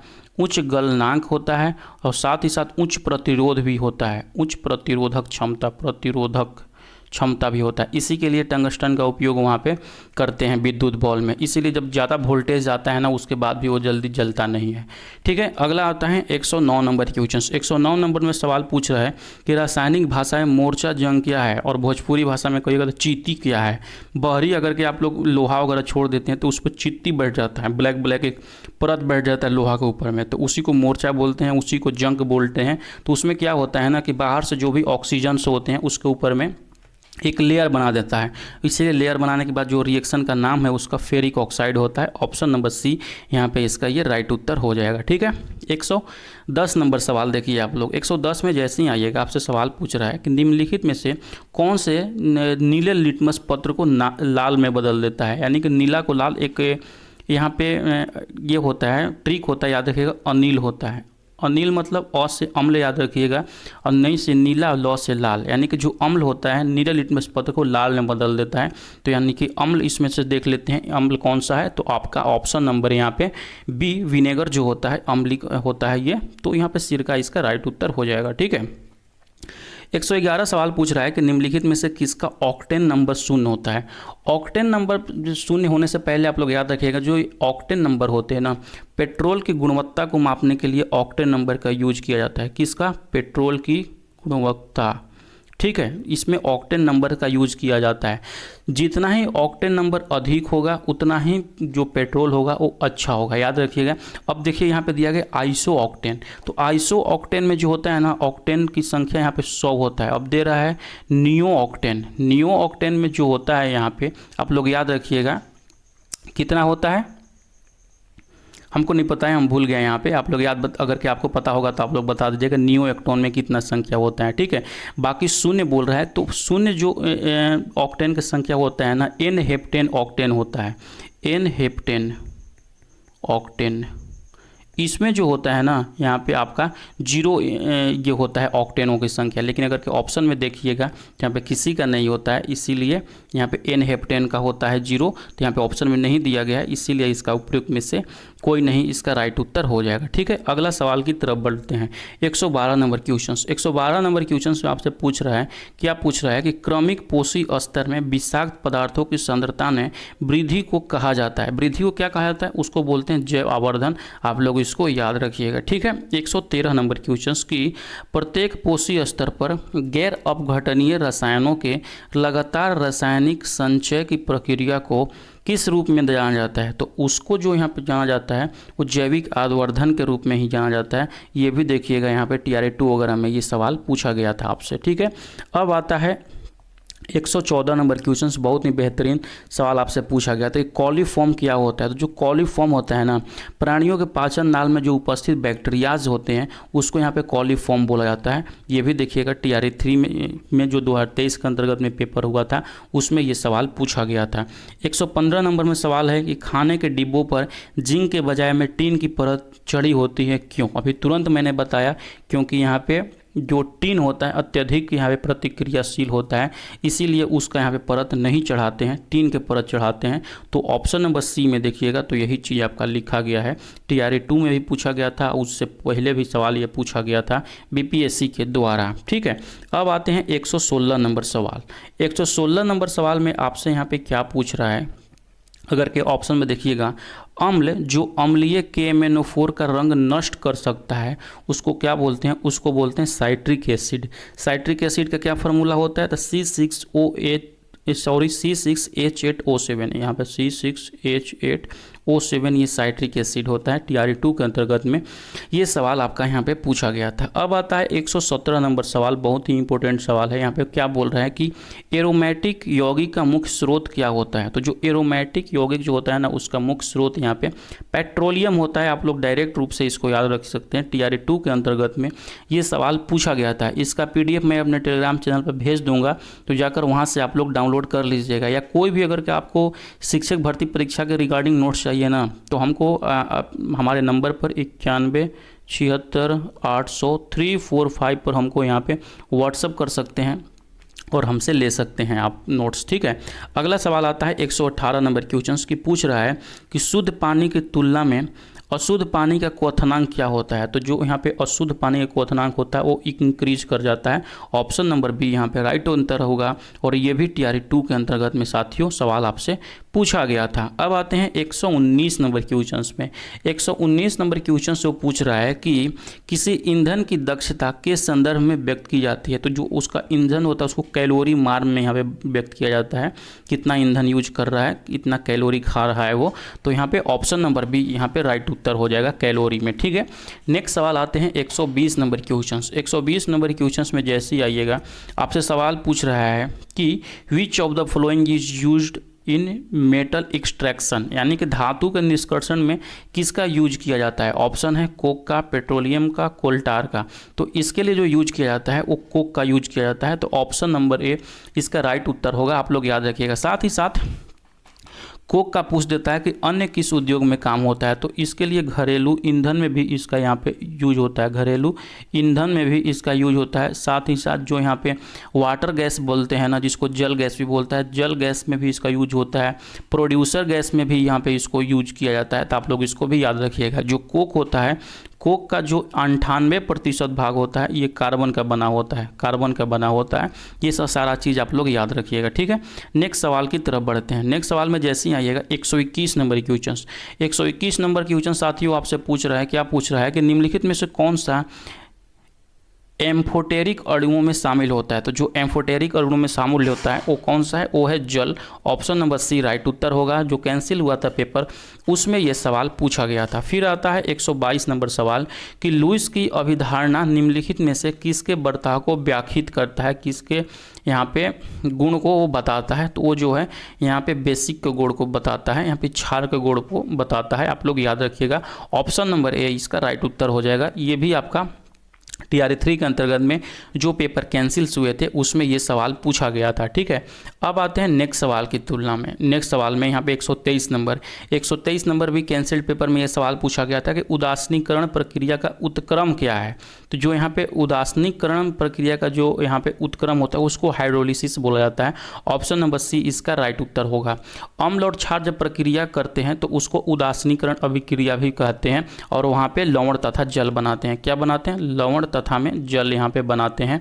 आप लोग इसको अच्छे से याद रखिएगा ये दोनों चीज़ों को। ठीक है, अगला सवाल देखिएगा 124 नंबर सवाल आपसे पूछ रहा है। क्या सवाल पूछ रहा है 124 में कि पानी की बूंदें तैलीय सतह पर नहीं चिपकती है। चिपकने वाले बल की कमी के कारण, सतही तनाव के कारण, क्योंकि वे आपस में नहीं मिल सकते हैं, क्योंकि पानी और तेल से हल्का होता है। तो नहीं, चिपकने वाले बल की कमी के कारण यहाँ पे, जिसको आसंजक बल कहते हैं, उसके कारण यहाँ पे ये नहीं चिपक पाती है। तो ऑप्शन नंबर ए इसका राइट उत्तर होगा। ये आपका देखिएगा कि HM के पेपर में यहाँ पे सवाल पूछा गया था। अगला किस टाइप से पूछे गए थे और इसका बेस्ट सोल्यूशन क्या हो सकता है। ठीक है, और ये सारे सवाल जो भी आगामी TRE 4 का आप लोग का एग्जाम्स होने वाला है, इसमें बहुत सारा सवाल हो सकता है रिपीट हो जाए। इसीलिए ये वीडियोस को आप लोग लास्ट तक जरूर देखिएगा, और आपके जितने भी ग्रुप्स वगैरह हैं इस वीडियो को यहाँ पे शेयर कर दीजिएगा। ठीक है, इससे ये भी एक पता चलेगा कि जो आगामी आप लोग का TRE 4 होने वाला है किस तरीका से यहाँ पे सवाल पूछा जाता है। ठीक है, इसके PDF के लिए जो भी यहाँ पे SS क्लासेस का टेलीग्राम चैनल है उस पर वहाँ पे ज्वाइन हो जाइए। वहाँ पे सारा कुछ इसका PDF जैसे ही क्लास खत्म होता है मैं वहाँ पे आप लोग के लिए भेज दूंगा। ठीक है, तो चलिए क्लास को स्टार्ट करते हैं। 125 तक जो क्वेश्चंस था वो था आपका यहाँ पे फिजिक्स का क्वेश्चंस था और केमिस्ट्री का क्वेश्चंस था, और यहाँ से जो चालू हो रहा है आपका बायोलॉजी चालू हो रहा है। तो बायोलॉजी हम का पहला क्वेश्चंस देखते हैं। पहला क्वेश्चंस आपसे पूछ रहा है कि सोरोलॉजी निम्न में से किसका अध्ययन है। ये सवाल देखिएगा, तो BBSC हेड टीचर के एग्जाम्स में ये सवाल पूछा गया था। ठीक है, तो जो साथियों सोरोलॉजी होता है वो छिपकलियों का अध्ययन होता है। किसका अध्ययन, छिपकलियों का अध्ययन। इसको याद करने का ट्रिक याद रखते हैं, जैसे ही लड़कियां छिपकली को देखती हैं तो सॉरी बोलने लगती हैं, इसीलिए सॉरी से यहाँ पे सोरोलॉजी याद रखिएगा। इस तरीका से आप लोग याद रखिएगा कनेक्ट करके, तो आप भूलिएगा नहीं। ठीक है, उसके बाद याद रख सकते हैं कि सांपों का अध्ययन कभी कभी पूछा जाता है कि जो यहाँ पे सांपों का अध्ययन होता है उसको क्या बोला जाता है। तो याद रखिएगा जो सांपों का अध्ययन होता है उसको ओफियोलॉजी बोलते हैं। क्या बोलते हैं, ओफियोलॉजी बोला जाता है। तो आप लोग इसको भी अच्छी से यहाँ पे याद रखिएगा। ठीक है, उसी के बाद अगर याद रखिएगा जो भी यहाँ पे उभयचर होते हैं, क्या होते हैं, उभयचर जो भी होते हैं, या जो भी यहाँ पे सरीसृप जो होते हैं, उन लोगों का कभी कभी आपसे ये हार्ड लेवल का है, पूछ देता है कि इसका अध्ययन क्या कहा जाता है। तो याद रखिएगा इसका जो अध्ययन होता है वो हर्पेटोलॉजी होता है। क्या होता है, हर्पेटोलॉजी। ठीक है, तो ये जो भी चीज़ें मैंने आपको बताएं आप लोग इसको अच्छे से याद रखिएगा। अगला सवाल की तरफ बढ़ते हैं। 126 नंबर क्वेश्चन आपसे पूछ रहा है कि यदि एक जीवाणु कोशिका प्रत्येक 15 मिनट में विभक्त होती है तब 2 घंटे में वह कितनी जीवाणु निर्मित करेगी। यानी कि कोई भी चीज़ है, कोई जीवाणु है 15 मिनट में यहाँ पे डबल होता है, तो पूछ रहा है 2 घंटे में। 2 घंटे में साथियों कितना मिनट्स होते हैं, तो ये जो 2 घंटे के अंतर्गत में यहाँ पे मिनट की संख्या होती है वो 120 मिनट होता है। ठीक है, 120 मिनट होता है। तो 120 मिनट को हम यहाँ पे देखेंगे कि 15 मिनट में कितना होता है। 120 को हम यहाँ से 15 से भाग देंगे तो कितना से 15 8 20 से दोगुना हो रहा है, 2 के पावर 8, 2 के पावर 8 करेंगे तो कितना आ जाएगा, ये हो जाएगा 256। एक्चुअल में ये मैथ्स का क्वेश्चन है, लेकिन यहाँ पे आप लोगों को साइंस में पूछा है TRE 3 के अंतर्गत में, तो 256 इसका बिल्कुल यहाँ पे राइट उत्तर हो जाएगा। अगला सवाल देखिए यहाँ पे 127 नंबर क्वेश्चन। 127 नंबर क्वेश्चन आपसे क्या पूछ रहा है, यहाँ पे देख सकते हैं कि पौधों एवं पशु कोशिकाओं में अंतर निम्न में से किस संरचना से स्पष्ट किया जाता है। साथियों जैसे कि पता होगा पादप कोशिका में, यहाँ पे गलत लिख दिया मैं, पादप कोशिका में क्या होता है, कोशिका भित्ति पाया जाता है। ठीक है, क्या पाया जाता है, कोशिका भित्ति। अब ये जो होता है ना जंतु कोशिका में यहाँ पे नहीं पाया जाता है, तो मेन जो डिफरेंट आता है कोशिका भित्ति कहीं आता है। ऑप्शन नंबर सी यहाँ पे ये राइट उत्तर होगा। और ये जो कोशिका भित्ति होता है ना, कोशिका भित्ति ये जो है ये सेल्यूलोज का बना होता है। आप लोग यहाँ पे याद रखिएगा, ये चीज़ भी कि किसका बना होता है, सेल्यूलोज का ये बना होता है, भूलिएगा नहीं, ठीक है। अगला सवाल है यहाँ पे 128 नंबर क्वेश्चन। 128 नंबर पूछ रहा है कि ब्रायोफाइटा में जीवाणु मातृ कोशिकाएं होती हैं। तो जो यहाँ पे ये सवाल देखिएगा तो आपका 2023 के अंतर्गत में पेपर 3 में यहाँ पे ये सवाल आपसे पूछा गया था। तो इसका जो राइट उत्तर हो जाएगा आपका उत्तर हो जाएगा द्विगुणित होता है, ठीक है। याद रखिएगा जो ये ब्रायोफाइटा होते हैं ना, ब्रायोफाइटा पौधे का एक समूह होता है जिसमें समूहनी वाहिकाएं नहीं होती हैं। क्या कभी कभी पूछ देता है कि इनमें से किस पौधे के समूह में समूहनी वाहिकाएं जो होती है वो नहीं पाई जाती है। तो आप लोग याद रखिएगा किस टाइप में, ब्रायोफाइटा में यहाँ पे ये नहीं पाए जाते हैं, ठीक है। अब ये जो होते हैं ना ये बहुत ही छोटे आकार के होते हैं और नमी वाले क्षेत्रों में ये पाए जाते हैं। तो ये सब भी आप लोग को पता होना चाहिए। नेक्स्ट सवाल की तरफ देखते हैं 129 नंबर क्वेश्चन में। 129 नंबर क्वेश्चन साथियों आपसे पूछ रहा है कि ऊर्जा उत्पादन के लिए कोशिका प्रायः किसका उपयोग करती है। तो जो यहाँ पे ऊर्जा उत्पादन के लिए जो कोशिका उपयोग करती हैं वो ग्लूकोज का उपयोग किया जाता है। आप लोग याद रखिए, कभी कभी आपसे पूछ देगा ग्लूकोज का यहाँ पे जो केमिकल फार्मूलाज होते हैं क्या होता है। तो याद रखिए C6H12 और O6 इसका यहाँ पे फार्मूला होता है, जो कि आपका 2023 में टीआरई के एग्जाम्स में ये सवाल पूछे गए थे। अगला आता है 130 नंबर क्वेश्चन, प्रोटोप्लास्ट क्या होते हैं। तो ये जो प्रोटोप्लास्ट होते हैं ऑप्शन नंबर बी में देखिएगा यहाँ पर दिया गया है पादप कोशिका इंटू में यहाँ पे कोशिका भित्ति, यानी कि पादप कोशिका के अंतर्गत में यहाँ पे कोशिका भित्ति पाया जाता है। आप लोग याद रखिएगा ये आखिर में प्रोटोप्लाज्म होता क्या है। तो याद रखिएगा कि पादप कोशिका के जो कोशिका भित्ति के अंदर पाए जाने वाला जो रवेदार पदार्थ होते हैं जो कि जालीनुमा टाइप्स के होते हैं उसी को जीव द्रव या प्रोटोप्लाज्म कहा जाता है। आप लोग इसको भूलिएगा नहीं, ठीक है। ये सवाल आपको हेडमास्टर के एग्जाम्स में साथियों ये सवाल पूछा गया था। 131 नंबर क्वेश्चन में जैसे ही आइएगा आपसे सवाल पूछ रहा है कि शरीर के अंदर भोजन को ब्रेक डाउन करने वाला उत्प्रेरक कौन सा होता है। आपको ही पता होगा जब हम यहाँ पे भोजन करते हैं तो भोजन यहाँ पे पेट में जाता है यानी अमाशय में जाता है और वहाँ से जो रिलीज होता है डाइजेस्टिव एंजाइम उसके बाद से ही जो हम भोजन खाते हैं उसको टूटना स्टार्ट होता है, उसको ब्रेक डाउन वहाँ से स्टार्ट होता है। तो आप लोग यहाँ पे याद रखिएगा। कभी कभी ना ये भी पूछ देता है कौन कौन सा यहाँ पे पाचक एंजाइम है। तो कुछ आप लोग पाचक एंजाइम का यहाँ पे नाम याद रखिएगा, जैसे एमाइलेज एंजाइम हो गया। एमाइलेज एंजाइम जो हो गया यह एक पाचक एंजाइम है। उसके बाद प्रोटीएज एंजाइम है जो कि प्रोटीन का पाचन करता है, यहाँ पे प्रोटीएज एंजाइम है। उसके बाद लाइपेज एंजाइम, ये सब जो एंजाइम है ना साथियों ये सारा का सारा जो एंजाइम है ये पाचक एंजाइम है, डाइजेस्टिव एंजाइम भी इसको बोलते हैं, ठीक है। अगला सवाल की तरफ बढ़ते हैं। यहाँ पे देखिए तो 132 नंबर क्वेश्चन, 132 नंबर सवाल आपसे पूछ रहा है कि विटामिन B12 का रासायनिक नाम क्या है। B12 में कोबाल्ट पाया जाता है, इसीलिए जो इसका नाम है साइनोकोबालामिन, यानी कि कोबालामिन कहीं कहीं दे देता है, कहीं कहीं साइनोकोबालामिन लिख देता है। तो आप लोग इसको भूलिएगा नहीं, ठीक है। अगला सवाल की तरफ बढ़ते हैं। अगला सवाल को पढ़ने से पहले यहाँ पे देख लेते हैं कुछ विटामिन के नाम। साथियों विटामिन ए का जो नाम है वो नाम है क्या, रेटिनॉल। याद रखिएगा रेटिनॉल यहाँ पे विटामिन ए का नाम है। बी को यहाँ पे थायमिन बोला जाता है, B3 को यहाँ पे नियासिन बोला जाता है और B12 को मैंने आपको बताया कि साइनोकोबालामिन बोला जाता है, ठीक है। उसके बाद अगर कि हम यहाँ पे B2 का याद रखें तब जो B2 का नाम होता है राइबोफ्लोविन बोला जाता है। ये भी सवाल आपसे पूछा जाता है, राइबोफ्लोविन, ठीक है। B2 का यहाँ पे ये नाम होता है, ठीक है। विटामिन B6 का आपको पता होगा, विटामिन C का जो नाम है वहाँ पे एस्कॉर्बिक अम्ल नाम है। उसके बाद याद रखिएगा विटामिन D का, विटामिन D को क्या बोलते हैं, एग्रोकैल्सियोफेरोल बोला जाता है। विटामिन E का जो नाम है यहाँ पे क्या नाम है, टोकोफेरोल नाम है, टोकोफेरोल। तो ये जो भी मैंने बताया आप लोग इसको अच्छे से याद रखिएगा, सवाल यहाँ से भी आप लोगों को देखने को मिलता है। अगला सवाल की तरफ बढ़ते हैं।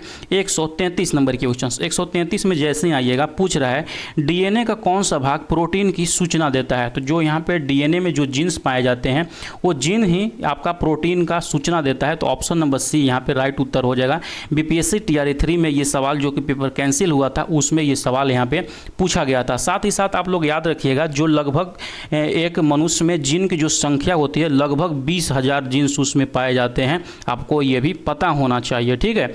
अगला सवाल देखिए यहाँ पे 134 नंबर सवाल कि पाचन के बाद प्रोटीन किस में परिवर्तित हो जाते हैं। तो जब यहाँ पे प्रोटीन जो है जब पाचन हो जाता है तो उसके बाद ये एमिनो एसिड में बदल जाता है। ऑप्शन नंबर ए यहाँ पे आप लोग का राइट उत्तर हो जाएगा। जो साथियों प्रोटीन होता है एक नाइट्रोजन युक्त पदार्थ होता है जो कि 18 से 20 एमिनो अम्ल से मिलकर यहाँ पे बनता है, ठीक है। तो आप लोग इसको भी याद रखिए। कभी कभी पूछ देता है कि कौन कौन सा रोग प्रोटीन की कमी से होता है, ठीक है। तो याद रखिएगा कमी से होने वाले रोग, ठीक है, होने वाले रोग। तो प्रोटीन की कमी से जो यहाँ पे रोग होते हैं, पहले का जो यहाँ पे रोग होता है, बहुत ही इंपॉर्टेंट सवाल पूछा जाता है आपसे, कौन सा रोग होता है? मेरास्मस रोग होता है, मरास्मस। ये छोटे बच्चों में होता है, आप लोग याद रखिएगा, ठीक है। जो दूसरा रोग होता है यहाँ पे क्वासियोकर रोग होता है, क्वासियोकर, ठीक है। ये दोनों जो रोग होता है ना साथियों, ये प्रोटीन की कमी से होता है, आप लोग भूलिएगा नहीं, ठीक है। अगला सवाल की तरफ बढ़ते हैं। 135 नंबर की क्वेश्चन। 135 नंबर सवाल में आप लोग देखिएगा तो पूछ रहा है कि मानव गुर्दे की कोशिका में लिंग गुणसूत्रों की संख्या कितनी होती है। यहाँ पे देखिए पूछ रहा है गुणसूत्रों में। नॉर्मली अगर के देखिएगा मानव शरीर में कितना यहाँ पे गुणसूत्रों की संख्या होता है, तो यहाँ पे 23 जोड़ा होता है, 23 जोड़ा, यानी जो देखिएगा 23 दूनी के 46 होगा, ठीक है। जो 44 जोड़ा साथियों होता है वो मानव के शरीर में पाया जाता है, लेकिन जो एक जोड़ा होता है वो गुर्दों में पाया जाता है। आप लोग याद रखिएगा, एक जोड़ा मतलब 2 गो, यहाँ पे तो एक जोड़ा इसका राइट उत्तर हो जाएगा। ऑप्शन नंबर ए यहाँ पे राइट उत्तर हो जाएगा, ठीक है। और जो ये 22 जोड़ी होता है ना साथियों, ये 22 जोड़ी जो होता है वो मेल में भी और फीमेल में भी, दोनों में यहाँ पे एक समान होता है, लेकिन जो 23वां जोड़ा होता है, जो एक सेक्स होता है और एक वाई होता है, ये दोनों में यहाँ से ही डिफ्रेंशिएट होता है, और इसी से पुरुषों का लिंग निर्धारण किया जाता है। आपको ये चीज़ पता होंगे, ठीक है। नेक्स्ट सवाल की तरफ बढ़ते हैं। नेक्स्ट सवाल में जैसे ही आइएगा 136 नंबर क्वेश्चन है। 136 नंबर क्वेश्चन में आपसे क्या सवाल पूछ रहा है कि गुणसूत्र पर जीन की व्यवस्था होती है, किस तरीके की व्यवस्था होती है। तो ये जो व्यवस्था होती है ना, TRA 2 के अंतर्गत में भी ये सवाल पूछा गया, वो रैखिक व्यवस्था होती है, आप लोग इसको अच्छे से भूलिएगा नहीं, ठीक है। 137 नंबर सवाल है, किसी गुणसूत्र पर जीनों की अपेक्षित स्थिति ज्ञात करने की प्रक्रिया क्या कहलाती है। तो जो यहाँ पे स्थिति ज्ञात किया जाता है उसको ज्ञात किया जाता है जीन मानचित्रण की सहायता से। ऑप्शन नंबर सी यहाँ पे इसका राइट उत्तर है। इसी को यहाँ पे जेनेटिक्स इंजीनियरिंग भी बोलते हैं, ठीक है। जो भी जीन होता है कि जिसके सहायता से इस सब लक्षणों को ढूंढा जाता है उसको बोलते हैं जेनेटिक इंजीनियरिंग। क्या बोलते हैं? जेनेटिक इंजीनियरिंग, ठीक है। तो आप लोग इसको याद रखिएगा। अगले सवाल की बढ़ते हैं। 138 नंबर क्वेश्चन। 138 में पूछ रहे हैं आपसे कि माता पिता से संतति में लक्षणों के पहुंचने की प्रक्रिया को क्या कहते हैं। अब देखिए यहाँ पे एक चीज़ होता है जो कि माता पिता से पहुंचता है, ठीक है। एक जो होता है माता पिता से पहुंचता है, ठीक है। और दूसरा जो गुण होता है साथियों पूरा जीवधारी को मिलता है, यानी कि मनुष्य हैं तो सभी मनुष्य का वो चीज़ होगा, ठीक है। तो ये दोनों चीज़ अलग अलग चीज़ होते हैं। तो यहाँ पे जो माता पिता से अपने बच्चों में जाता है, अपने संतानों में जाता है, उसको आनुवंशिकता बोलते हैं। क्या बोलते हैं? आनुवंशिकता, आनुवंशिकता। इसको बोलते हैं हेरेडिटी। क्या बोलते हैं? हेरेडिटी उसको बोला जाता है, ठीक है। और जो दूसरा होता है साथियों जो कि पूरा संपूर्ण जीवधारी को मिलता है उसको बोलते हैं, क्या बोलते हैं? उसको जेनेटिक्स बोलते हैं, आनुवंशिकी बोलते हैं, आनुवंशिकी। तो ये दोनों जो चीज़ें हैं जिसको यहाँ पे जेनेटिक्स बोलते हैं, जेनेटिक्स, कि पूरा ये संपूर्ण जाति में पाया जाता है। और ये जो हेरेडिटी होता है वो अपने पिताजी से उसके बच्चों में यहाँ पे प्रवाहित होता है। तो वही पूछ रहा है कि माता पिता में, तो ये इसको बोलते हैं आनुवंशिकता बोला जाता है। आप लोग इसको भी याद रखिएगा। आनुवंशिकता के पिता किसे कहा जाता है? तो वो ग्रेगर जोहान मेंडल को बोला जाता है, जॉन मेंडल को। आप लोग इसको भी याद रखिएगा, सवाल यहाँ से भी पूछा जाता है, ठीक है। अगला सवाल है यहाँ पे। अगला सवाल में जैसे ही आइएगा 139 नंबर में, जो कि TRA 2 के अंतर्गत में ये सवाल आपसे पूछा गया था। क्या पूछा गया है कि आनुवंशिकता शब्द मुख्यतः रूप से किसे संदर्भित करता है। तो अभी तुरंत मैंने बताया जो आनुवंशिकता जो शब्द होते हैं ये आनुवंशिकी के लिए यहाँ पे उपयोग होता है। ऑप्शन नंबर सी यहाँ पे आप लोग राइट उत्तर होगा। जो जॉन मेंडल था, जॉन मेंडल ने कभी ये पूछ देता है किस पौधे का उपयोग किया था आनुवंशिकता की जानकारी लेने में। तो ये कौन सा ये था, फसल था, मटर का पौधा था। आप लोग इसको भी याद रखिए, ठीक है। 40 नंबर सवाल। 40 नंबर में जैसे ही आते हैं, सवाल दे रहा है कि एक पीढ़ी से दूसरी पीढ़ी में वंशागति के अध्ययन को क्या कहा जाता है। यानी कि एक पीढ़ी से दूसरे पीढ़ी में जो चीज़ें फैलती है उसको क्या बोलते हैं? आनुवंशिकी बोलते हैं। यानी कि पिताजी का जो भी लक्षण होता है उसके बच्चों में जाता है उसको हेरिडिटी भी बोला जाता है, याद रखिएगा। 141 सवाल है कि संघ एकाइनोडर्मेटा के लिए क्या सत्य है। तो जो संघ एकाइनोडर्मेटा जो होता है यह एक समुद्री जीव है। कौन सा जीव है? सबसे पहले याद रखिएगा, यह एक समुद्री जीव है, ठीक है। ये जो होते हैं ना, ये गोल होते हैं, इसमें जो होते हैं नाल पाए जाते हैं। क्या पाए जाते हैं? नाल पाए जाते हैं, ठीक है। और ये जो इनका स्तर होता है वो त्रिस्तरीय होता है। ये सवाल आप लोग याद रखिएगा, क्लास 10th का बायोलॉजी से सवाल ये पूछा गया है। तो ऑप्शन में देखिएगा तो यहाँ में दिया गया है, ऑप्शन ए में त्रिस्तरीय है, तो वो तो होता ही है। ये संवहन नाल होता है, तो ये भी संवहन नाल होता है। यह एक समुद्रीय जीव है, ये भी होता है। तो इसका जो राइट उत्तर हो जाएगा उपयुक्त में से एक से अधिक हो जाएगा। ऑप्शन नंबर डी यहाँ पे इसका ये राइट उत्तर हो जाएगा, ठीक है। अगला सवाल की तरफ बढ़ते हैं, 42 नंबर क्वेश्चंस। 42 नंबर क्वेश्चंस में जैसे ही आइएगा, आपसे यहाँ पे पूछ रहा है अध्ययन के बारे में कि ऑर्निथोलॉजी का अध्ययन क्या कहलाता है। ऑर्निथोलॉजी का अध्ययन, उसको पक्षियों के अध्ययन को ऑर्निथोलॉजी कहते हैं। इसको याद रखने का एक ट्रिक याद रखिएगा, इसको हम ट्रिक का मतलब इसको विजुअलाइज करके याद करेंगे। ओढ़नी से ओढ़नी याद रखिएगा, जो लड़कियों का ओढ़नी होता है ना, ओढ़नी, ओढ़नी क्या होता है? हवा में उड़ता है और पक्षी भी उड़ता है। तो इसीलिए पक्षी से आपका दिमाग में आना चाहिए, पक्षी उड़ता है, उड़ता क्या है? ओढ़नी है। तो ऑर्निथोलॉजी यहाँ से ये हो जाएगा, याद रखिएगा, ठीक है। यह दो शब्दों से मिलकर बना है, ऑर्निथोलॉजी दो शब्दों से मिलकर बना है। एक बना है ऑर्निस, कौन सा? ऑर्निस शब्द, इसका मतलब होता है पक्षी, ठीक है। और दूसरा जो शब्द है लॉजी, LOGY, दूसरा जो शब्द है लॉजी, इसका मतलब होता है सिद्धांत या अध्ययन। तो ये दोनों शब्द से मिलकर बना हुआ है ऑर्थोलॉजी, आप लोग इसको भी याद रखिएगा, ठीक है। अगला सवाल 143 नंबर। 143 नंबर में सवाल में जैसे ही आइएगा साथियों, आपसे पूछ रहा है कि निम्नलिखित में से कौन सा एक वनस्पतिक हार्मोन है। तो जो यहाँ पे वनस्पतिक हार्मोन है, अगर के ऑप्शन में देखिएगा, एस्ट्रोजन और थायरोक्सिन जो हार्मोन और इंसुलिन हार्मोन है, ये मनुष्य में पाया जाता है। जो साइटोकाइनिन हार्मोन है साथियों, ये वनस्पति में यानी कि पौधों में पाया जाता है। तो ऑप्शन नंबर सी यहाँ पे इसका राइट उत्तर हो जाएगा, याद रखिएगा। जो साइटोकाइनिन होता है पौधों के वृद्धि के लिए भी यहाँ पे उपयोगी होता है। कभी कभी सवाल ये भी पूछा जाता है, आप लोग इसको भी याद रखिएगा। इसमें जो पौधे के वृद्धि में खास अंग में कभी अगर पूछ दे कौन सा अंग के वृद्धि में, तो जो वहाँ पे वो जो बीज होता है साथियों, बीज के अंकुरन में, ठीक है, अंकुरन में ये मदद करता है बहुत ज़्यादा यहाँ पे। साथ ही साथ अगर के देखिएगा, जो यहाँ पे इसमें क्लोरोप्लास्ट वगैरह भी पाया जाता है, क्लोरोप्लास्ट के वृद्धि में भी साइटोकाइनिन यहाँ पे यूज होता है, आप लोग याद रखिएगा, ठीक है। नेक्स्ट सवाल की तरफ बढ़ते हैं 144 नंबर क्वेश्चंस में। 144 नंबर क्वेश्चंस में जैसे ही आइएगा, आपसे यहाँ पे सवाल पूछ रहा है कि निम्न में से कौन सा पौधे में मौजूद होता है लेकिन जानवरों में नहीं होता है। अभी तुरंत मैंने बताया, जो पौधों में मौजूद होता है वो कोशिका भित्ति होता है, ठीक है। इसी के कारण सबसे ज़्यादा यहाँ पे, सॉरी मैं यहाँ पे गलती लिख दिया, कोशिका भित्ति, ठीक है। अगर के मनुष्य और पौधे में अगर डायरेक्ट एंटर आपको बताया बोला जाए, कोई पूछे कि क्या अंतर है, तो वो जो अंतर होता है वो कोशिका भित्ति का होता है। किसका? कोशिका भित्ति का होता है। और जो कोशिका भित्ति होता है वो सेल्यूलोज का बना होता है, सेल्यूलोज का। तो यहाँ अगर ऑप्शन में देखिएगा तो यही ऑप्शन नंबर सी यहाँ पे ये राइट उत्तर हो जाएगा। ये आपका हेडमास्टर के एग्जाम्स में सवाल ये पूछा गया था। 145 नंबर क्वेश्चंस। 145 नंबर में क्वेश्चंस में जैसे ही आइएगा, आप लोग को यहाँ पे देखिए दिया गया है कि प्रकाश संश्लेषण निम्न में से तेज हो जाता है, अंधेरे में, सफ़ेद प्रकाश में, नीले प्रकाश में, लाल प्रकाश में।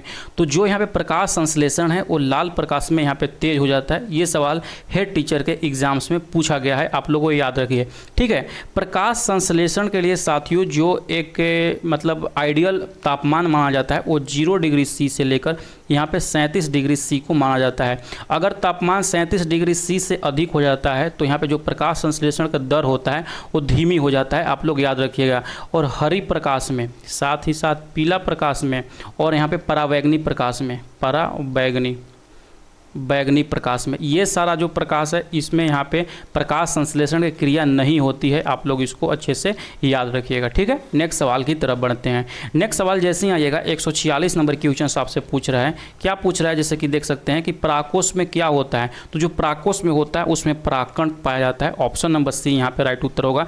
ये क्लास 6 में आप लोग का दिया गया है, जो कि यहाँ पे 11-12 में TRE 3 में ये सवाल पूछा गया था, ठीक है। 47 नंबर क्वेश्चन है कि कौन से लक्षण किसी पादप को जलोद्भिद बनाते हैं। तो यहाँ पे आपको बताना है। अगर के देखिएगा तो यांत्रिक उत्तक का अभाव, वायुत्तक की उपस्थिति और सुविकसित संवहन तंत्र की उपस्थिति, ये जो भी चीज़ें हैं यहाँ पे उसको ये जलोद्भिद के लिए उपयोगी है, यानी कि ऑप्शन नंबर डी यहाँ पे इसका राइट उत्तर हो जाएगा। आप लोगों का ये सही उत्तर होगा, ठीक है। आपको याद होना चाहिए। 148 नंबर क्वेश्चन से पूछ रहा है आपसे कि निम्नलिखित में से कौन सा कीटभक्षी पौधा है। तो सबसे पहले हम देख लेते हैं कि आखिर में जो कीटभक्षी पौधा होते हैं वो किस टाइप के पौधे होते हैं। याद रखिएगा साथियों, कीटभक्षी जो पौधा होते हैं जहाँ पे नाइट्रोजन की कमी होती है, क्या चीज़ का, जहाँ पे नाइट्रोजन की कमी होती है वहीं पे कीटभक्षी पौधा पाए जाते हैं। और ये क्या करते हैं कि जो भी कीड़ा होते हैं छोटे छोटे, जैसे कि जो वहाँ पे कीड़ा कीट पतंगी होते हैं उसको अपने जाल में फंसा कर उसके रस को चूस लेते हैं।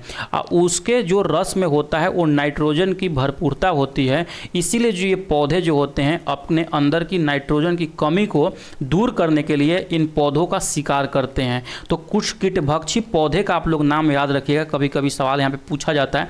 जो सबसे पहला पौधा है घटपर्णी, क्या, घटपर्णी पौधा, ठीक है। उसके बाद जो दूसरा पौधा आता है कीटभक्षी पौधे के अंतर्गत में, याद रखिएगा ड्रोसेरा, कौन सा, ड्रोसेरा, ठीक है। अगर तीसरा अगर हम आपको बताना चाहें, जो तीसरा यहाँ पे जो पौधा होता है वो वीनस का पौधा होता है, तीसरा वीनस का पौधा। चौथा एक और पौधा आप लोग याद रखिएगा, फ्लाई ट्रैप का एक पौधा होता है, फ्लाई ट्रैप, ठीक है। तो ये जो यहाँ पे ये पौधे होते हैं ना, ये कीटभक्षी पौधे होते हैं। जो भी यहाँ पे कीट पतंगे होते हैं उसको फंसाकर उनमें से नाइट्रोजन चूस लेते हैं। तो अगर ऑप्शन में देखिएगा ड्रोसेरा का दिया गया है, इसीलिए यहाँ पे इसका ड्रोसेरा राइट उत्तर हो जाएगा। TR 2 के अंतर्गत में ये सवाल पूछा गया था, ठीक है। अगला सवाल देखिए 149 नंबर क्वेश्चन। 149 नंबर क्वेश्चन आपसे पूछ रहा है कि अदरक एक भूमिगत तना है एवं जड़ नहीं है, क्योंकि। देखिए सबसे पहले तो यहाँ पे सवाल देखिएगा, आपसे पूछ रहा है कि जो अदरक है ना वो यहाँ पे जड़ नहीं है। और आपको पता होगा अगर ये गांव घर से आप होंगे तो जो अदरक होता है वो ज़मीन के अंदर में पाया जाता है। तो एक तरह से देखिएगा तो वो जड़ है, लेकिन अगर के विज्ञान के भाषा में देखिएगा तो वो यहाँ पे जड़ नहीं है, वो भूमिगत तना है। क्यों तना है कि जो यहाँ पे अदरक होता है ना उसमें गांठ एवं गर्व पाए जाते हैं। क्या पाए जाते हैं, गांठ पाए जाते हैं, ठीक है। और उसके अंतर्गत में बहुत सारी संधियां होती हैं जो कि भोजन के अंदर जाती है। और उसमें ना यहाँ पे क्लोरोफिल भी पाया जाता है जिससे वहाँ पे अपना भोजन तैयार करती है, ठीक है। तो अगर के ऑप्शन में देखिएगा तो यहाँ पे राइट जो उत्तर हो जाएगा यहाँ पे ऑप्शन नंबर डी, यहाँ पे इसका राइट उत्तर हो जाएगा। खाद्य सामग्री का भंडारण करते हैं, गांठ एवं पर्व होते हैं, तो ऑप्शन नंबर डी यहाँ पे इसका ये राइट उत्तर हो जाएगा, ठीक है। 150 नंबर क्वेश्चन आइए। 150 नंबर क्वेश्चन आपसे पूछ रहा है पुष्प का वह हिस्सा जो वास्तव में फल बनाता है क्या कहलाता है। तो जो ये पौधे का अंग का नाम है कार्पेल होता है। ऑप्शन नंबर ए राइट उत्तर हो जाएगा। TR 2 के अंतर्गत में ये सवाल पूछा गया था आपका, ठीक है। अगला सवाल 151 नंबर क्वेश्चन। 151 नंबर क्वेश्चन है पौधे की जड़ों में मृदा से जल प्रवेश का क्या कारक है। तो उसका जो यहाँ पे कारक है क्या कारक है, ऑस्मोटिव दाब यहाँ पे है, ऑप्शन नंबर सी। क्योंकि पृथ्वी के अंतर्गत में जब जड़ जाता है साथियों तो वहाँ पे एक दबाव काम करता है जिसको ऑस्मोटिक दबाव काम बोलते हैं, उसी के कारण यहाँ पे जड़ों में जल जाता है, जो कि यहाँ पे TR 2 के अंतर्गत में ये सवाल पूछा गया था। 152 नंबर क्वेश्चन। 152 में जैसे ही आइएगा आपसे सवाल पूछ रहा है कि निम्नलिखित में से कौन गर्म खून का प्राणी है, ठीक है। गर्म रक्त वाले जो यहाँ पे जानवर होते हैं बाहरी वातावरण के तापमान में परिवर्तन होने के बावजूद भी अपने जो शारीरिक तापमान होता है साथियों उसमें यहाँ पे कोई परिवर्तन नहीं करते हैं। आप लोग याद रखिएगा वो अपना तापमान को बनाए रखते हैं उतना। कुछ अगर के हम देखें जो स्तनधारी होते हैं, स्तनधारी, ठीक है, जो स्तनधारी होते हैं, जो कुछ पक्षी जो होते हैं वो यहाँ पे गर्म खून में पाए जाते हैं, आप लोग याद रखिएगा। अगर के हम देखें मछली के बारे में, जो मछली हो गए हैं, अगर के उभयचर हो गए हैं, ठीक है, और अगर के हम देखें कीट, कुछ कीट होते हैं, जो ये सब जो चीज़ है ये ठंडे खून का जानवर है। आप लोग इसको भी अच्छे से याद रखिएगा, क्या ठंडे खून का जानवर है। और के ऑप्शंस में देखिएगा पूछ रहा है गर्म खून का प्राणी है, तो यहाँ पे मछली जो है, मगरमच्छ जो है, अब ये सब जो है ये ठंडे खून का प्राणी है, तो इसका राइट उत्तर हो जाएगा उपयुक्त में से कोई नहीं, ठीक है। नेक्स्ट सवाल की तरफ बढ़ते हैं। नेक्स्ट सवाल आता है यहाँ पे 153 नंबर क्वेश्चन। 153 नंबर क्वेश्चन आपसे पूछ रहा है कि रेगिस्तान में पाए जाने वाले जंतु क्या कहलाते हैं। तो जो ये रेगिस्तान में जो जंतु पाए जाते हैं उसको डेजर्टिकोलस बोला जाता है। ऑप्शन नंबर ए इसका राइट उत्तर हो जाएगा, जो कि BPSC TR 3 री एग्ज़ाम के 1 to 5 में ये सवाल पूछा गया था, ठीक है। अगला सवाल 154 नंबर क्वेश्चन है। 154 नंबर सवाल साथियों आपसे पूछ रहा है कि केंचुए में कितने पार्श्व हृदय होते हैं? तो जो केंचुए में होते हैं 4 जोड़ी यहाँ पे पार्श्व हृदय पाया जाता है। कितना? 4 जोड़ी। और कभी कभी ऑप्शन में दे दे 4 जोड़ी तो 4 जोड़ी मारना है, अगर के 8 दे तो यहाँ पे 8 मारना है। ऑप्शन नंबर भी यहाँ पे बी इसका राइट उत्तर हो जाएगा। TRE 2 के अंतर्गत में ये सवाल पूछा गया था। ठीक है, अगला सवाल आता है 155 नंबर क्वेश्चन। 155 नंबर क्वेश्चन में देखिएगा क्या दिया गया है आपसे कि उभयचर सांस लेने के लिए किसका उपयोग करते हैं। पहले तो याद रखिएगा जो उभयचर होते हैं वो जल में भी रह सकते हैं, प्लस में यहाँ पे पृथ्वी यानी कि थल में भी ये रह सकते हैं। ठीक है, ये जो सांस लेते हैं वो गलफड़े से भी यहाँ पे सांस लेते हैं, त्वचा से भी सांस लेते हैं और गिल्स से भी सांस लेते हैं। आप लोग याद रखिएगा। अब ये जो होते हैं ना वो ठंडे ब्लड वाले ग्रुप, ठंडे ब्लड के ये जीव होते हैं। ठीक है, साथ ही साथ इसमें 3 कक्षीय हृदय पाया जाता है। कितना? 3 कक्षीय हृदय। ये सब भी आप लोग याद रखिएगा। ठीक है, तो यहाँ पे जो राइट उत्तर हो जाएगा, पूछ रहा है सांस कैसे लेते हैं, तो ये फेफड़ा से भी लेते हैं, त्वचा से भी लेते हैं, गिल्स से भी लेते हैं, इसीलिए इसका जो राइट उत्तर हो जाएगा उपयुक्त में से 1 से अधिक हो जाएगा। 156 नंबर सवाल देखिए। 156 आपसे पूछ रहा है कि वृक्ष की जड़ों को मृदा में पानी कैसे मिलता है। अभी तुरंत मैंने बताया वो जो मिलता है कोशिका जल के द्वारा मिलता है। ऑप्शन नंबर सी यहाँ पे राइट उत्तर हो जाएगा। यहाँ पे BPSC TRE 3 के अंतर्गत में ये सवाल पूछा गया था। 157 सवाल देखिए जो कि आपका TRE 3 के 6 to 8 के री एग्जाम में ये सवाल पूछा गया था। आपसे सवाल क्या पूछ रहा है कि प्रकाश की ओर पौधों की झुकाव का मुख्य कारण क्या होता है। क्योंकि परोह के छायादार भाग की ओर ऑक्सीजन का विसरण तेजी से होता है, इसीलिए ये झुकाव ज़्यादातर देखा जाता है। ऑप्शन नंबर सी यहाँ पे करेक्ट उत्तर होगा। 158 नंबर क्वेश्चन है कि निम्नलिखित में से कौन सा एक वनस्पतिक हार्मोन है। अभी तुरंत मैंने ऊपर में बताया इस सवाल को, जो साइटोकाइनिन हार्मोन होता है ये वनस्पतिक हार्मोन्स होते हैं। बाकी जो एस्ट्रोजन हो गए, इंसुलिन हो गए, ये सब मनुष्य में पाए जाने वाला हार्मोन है। तो ये सवाल आपका ऑप्शन नंबर ए राइट उत्तर हो जाएगा। TRE 3 के अंतर्गत में ये सवाल आपसे पूछा गया था। नेक्स्ट सवाल की तरफ बढ़ते हैं। 159 नंबर सवाल। 159 नंबर सवाल में जैसे ही आइएगा आपसे एक सवाल पूछ रहा है। क्या सवाल पूछ रहा है कि आणविक ऑक्सीजन का पत्तियों से निकलना कौन सी भौतिक क्रिया है। तो ये जो भौतिक क्रिया है इसको विसरण बोला जाता है। ऑप्शन नंबर ए यहाँ पे राइट उत्तर हो जाएगा। आणविक ऑक्सीजन का पत्तियों से निकलना क्या कहलाता है? विसरण कहलाता है, याद रखिएगा। और पत्तियों में यह क्रिया प्रकाश संश्लेषण के दौरान होता है। विसरण कब होता है? प्रकाश संश्लेषण के दौरान होता है, संश्लेषण। ठीक है, ये सब भी आप लोग याद रखिएगा। हो सकता है कभी कभी छोटा छोटा चीज़ है लेकिन पूछ दे तो गलती नहीं होना चाहिए। ठीक, अगला सवाल 160 नंबर सवाल बहुत ही इंपॉर्टेंट सवाल है कि लीची का खाद्य भाग कौन सा है। आपसे पूछ रहा है कि लीची का खाने वाला भाग कौन सा है। तो जो लीची का एरील का भाग होता है ना उसको खाया जाता है। आप लोग कहते हैं कभी कभी पूछ देता है कि आम का भाग कौन सा भाग यहाँ पे खाया जाता है। तो जो आम का जो भाग है मध्य फल भित्ति, मध्य फल भित्ति, जो मध्य फल भित्ति साथियों होता है वो आम का खाया जाता है। फिर एक पूछ देता है कभी कभी कि नारियल का कौन सा भाग यहाँ पे खाया जाता है। नारियल, तो जो नारियल का होता है ना इंडोस्पर्म यानी कि जिसको भ्रूण पोष भी बोला जाता है, भ्रूण पोष को यहाँ पे खाया जाता है। आप लोग इसको भूलिएगा नहीं। ठीक है, उसके बाद एक और याद रखिएगा सेब का। सेब का कौन सा भाग यहाँ पे खाया जाता है? तो याद रखिएगा मांसल पुष्पासन। कौन सा? मांसल पुष्पासन। पुष्पासन जो यहाँ पे चीज़ होती है इसको खाया जाता है, आप लोग भूलिएगा नहीं। ठीक है, अगला सवाल 161 नंबर क्वेश्चन। 161 में आपसे पूछ रहा है कि पौधों में प्रतिदीप्त कालिका की खोज करने वाले कौन था। ठीक है, तो ये जो खोज किए थे ना गार्नर और एलार्ड के द्वारा यहाँ पे किया गया था। कब किया गया था? तो 1920 ईस्वी में किया गया था। आप लोग इसको याद रखिएगा। ठीक है, ये क्या होता है कि कुछ पौधे में फूल खिलने के लिए निश्चित मात्रा में प्रकाश की साथियों आवश्यकता होती है और इसी क्रिया को बोला जाता है फोटो पीरियोडिज्म बोलते हैं। क्या बोलते हैं? PHOTO, photo periodism, PRIODISM। Photo periodism को ही प्रतिदीप्त कलिका बोला जाता है। इसको 3 वर्गों में बांटा गया है। कौन कौन वर्गों में? 3 वर्गों में। पहला जो वर्ग होता है जिसमें बहुत सारा यहाँ पे प्रकाश की ज़रूरत होती है, जैसे कि अगर के देखिए मूली हो गया, यहाँ पे दूसरा हो गया पालक हो गया और तीसरा जो हो गया चुकंदर हो गया।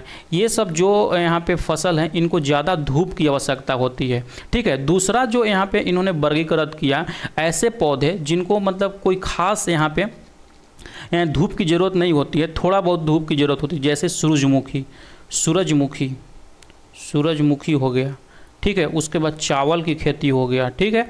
उसके बाद यहाँ पे सोयाबीन की खेती हो गया। ये सब जो यहाँ पे फसलें हैं इसको धूप की उतनी आवश्यकता नहीं होती है जितनी के ऊपर जो ये मैंने फर्स्ट लाइन में बताया इसको होती है। और तीसरा जो यहाँ पे आता है जिसको धूप से कुछ खास मतलब यहाँ पे नहीं होता है, जैसे कि दिन तटस्थ पौधे इसको बोलते हैं, जैसे कि गुलाब हो गए हैं, क्या गुलाब हो गए हैं, उसके बाद टमाटर हो गए, उसके बाद ककड़ी हो गए। ये सब को उतना मतलब नहीं रहता है धूप से, क्योंकि उस समय में अत्यधिक धूप होता ही होता है, ठीक है। अगला सवाल की तरफ बढ़ते हैं। 162 नंबर क्वेश्चंस। 162 नंबर क्वेश्चंस में साथियों जैसे आइएगा, आपसे पूछ रहा है कि अस्टोमेटा पत्तियों की सतह पर छोटे छोटे छिद्र होते हैं जिनके द्वारा पौधे ग्रहण करते हैं। क्या होते हैं? जो अस्टोमेटा पौधों में जो छोटे छोटे यहाँ पे छिद्र होते हैं ना, उससे यहाँ पे नाइट्रोजन ग्रहण किया जाता है। आप लोग याद रखिएगा। ऑप्शन नंबर ए यहाँ पे, सॉरी यहाँ पे ऑप्शन नंबर ए यहाँ पे नहीं, आपका नाइट्रोजन नहीं, यहाँ पे कार्बन डाइऑक्साइड ये ग्रहण करते हैं। तो आप लोग इसको अच्छे से याद रखिएगा, ठीक है। 163 नंबर सवाल। 163 नंबर सवाल में जैसे आइएगा, आपसे पूछ रहा है किसी पेड़ की उम्र की गणना की जा सकती है।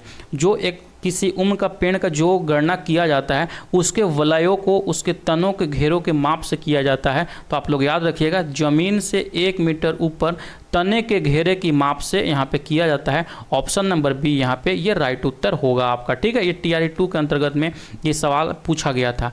अब आते हैं 164 नंबर क्वेश्चन। बहुत ही बेहतरीन सवाल है। ये सवाल बहुत बार बार अनेकों परीक्षाओं में यहाँ पे पूछा जाता है, तो इसको ध्यान से देखिएगा।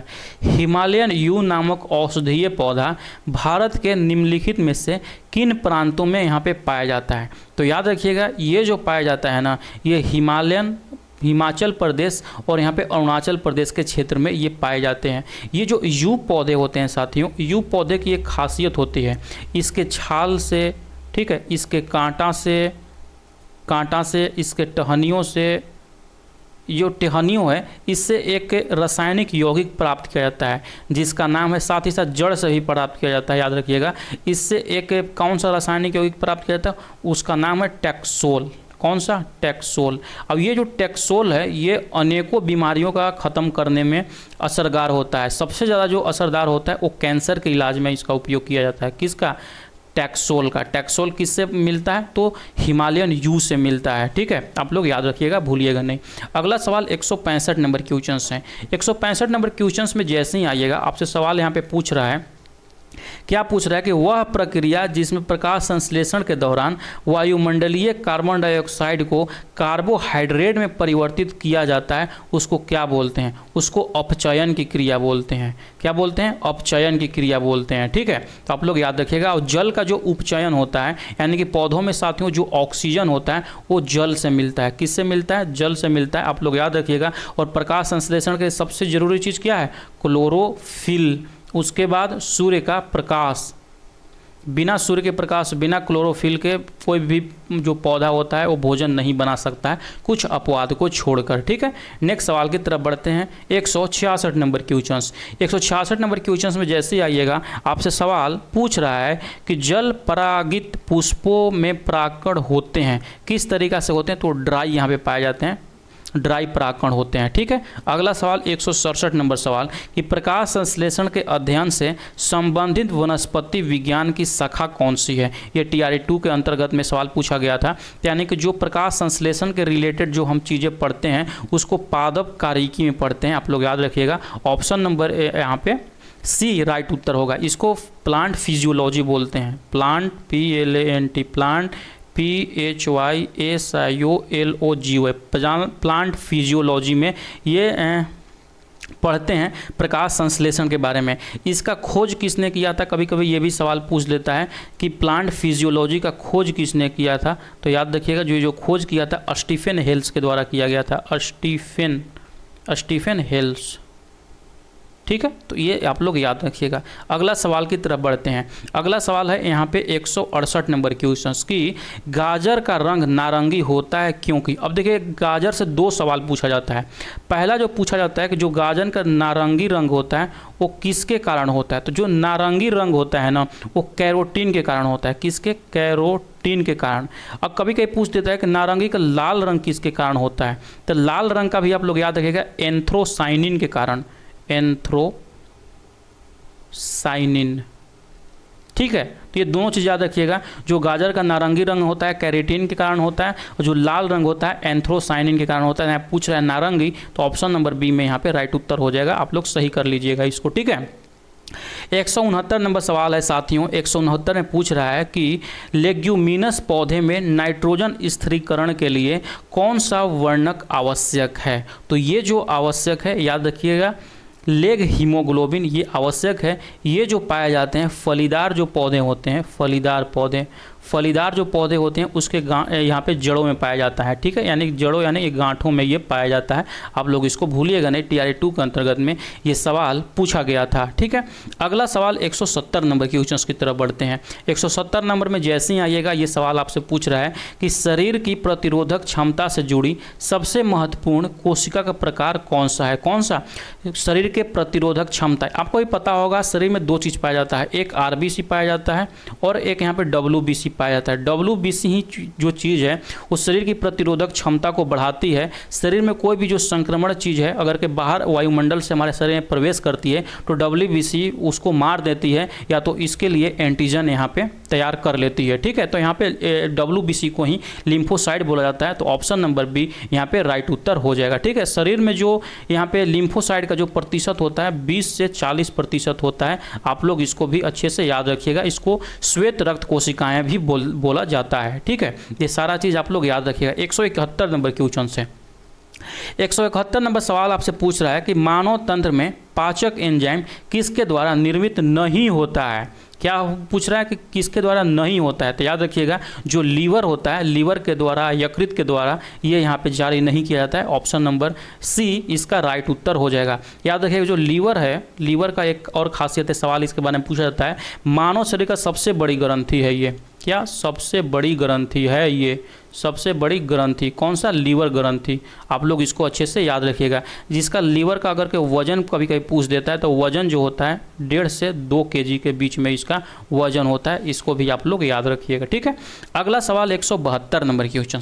172 नंबर क्वेश्चन साथियों आपसे पूछ रहा है, इसका पीडीएफ मैं अपना टेलीग्राम चैनल पर भेज दूंगा, तो जाकर वहाँ से आप लोग सारे लोग डाउनलोड कर लीजिएगा इसको और बार बार आप वहाँ से रिविजन कर लीजिएगा। सवाल पूछ रहा है कि निम्न में से शरीर का कौन सा अंग शरीर के संतुलन को नियंत्रित करता है। ये सवाल ना बहुत सारे लोग यहाँ पे TRA 3 के अंतर्गत में जब ये सवाल पूछा गया था, बहुत सारे लोग सेरेबेलम यहाँ पे मार के आए थे, ठीक है।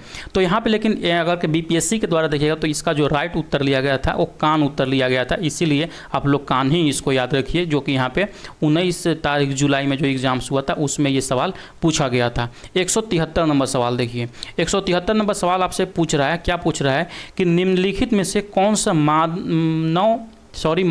मादा जनन तंत्र का भाग नहीं है।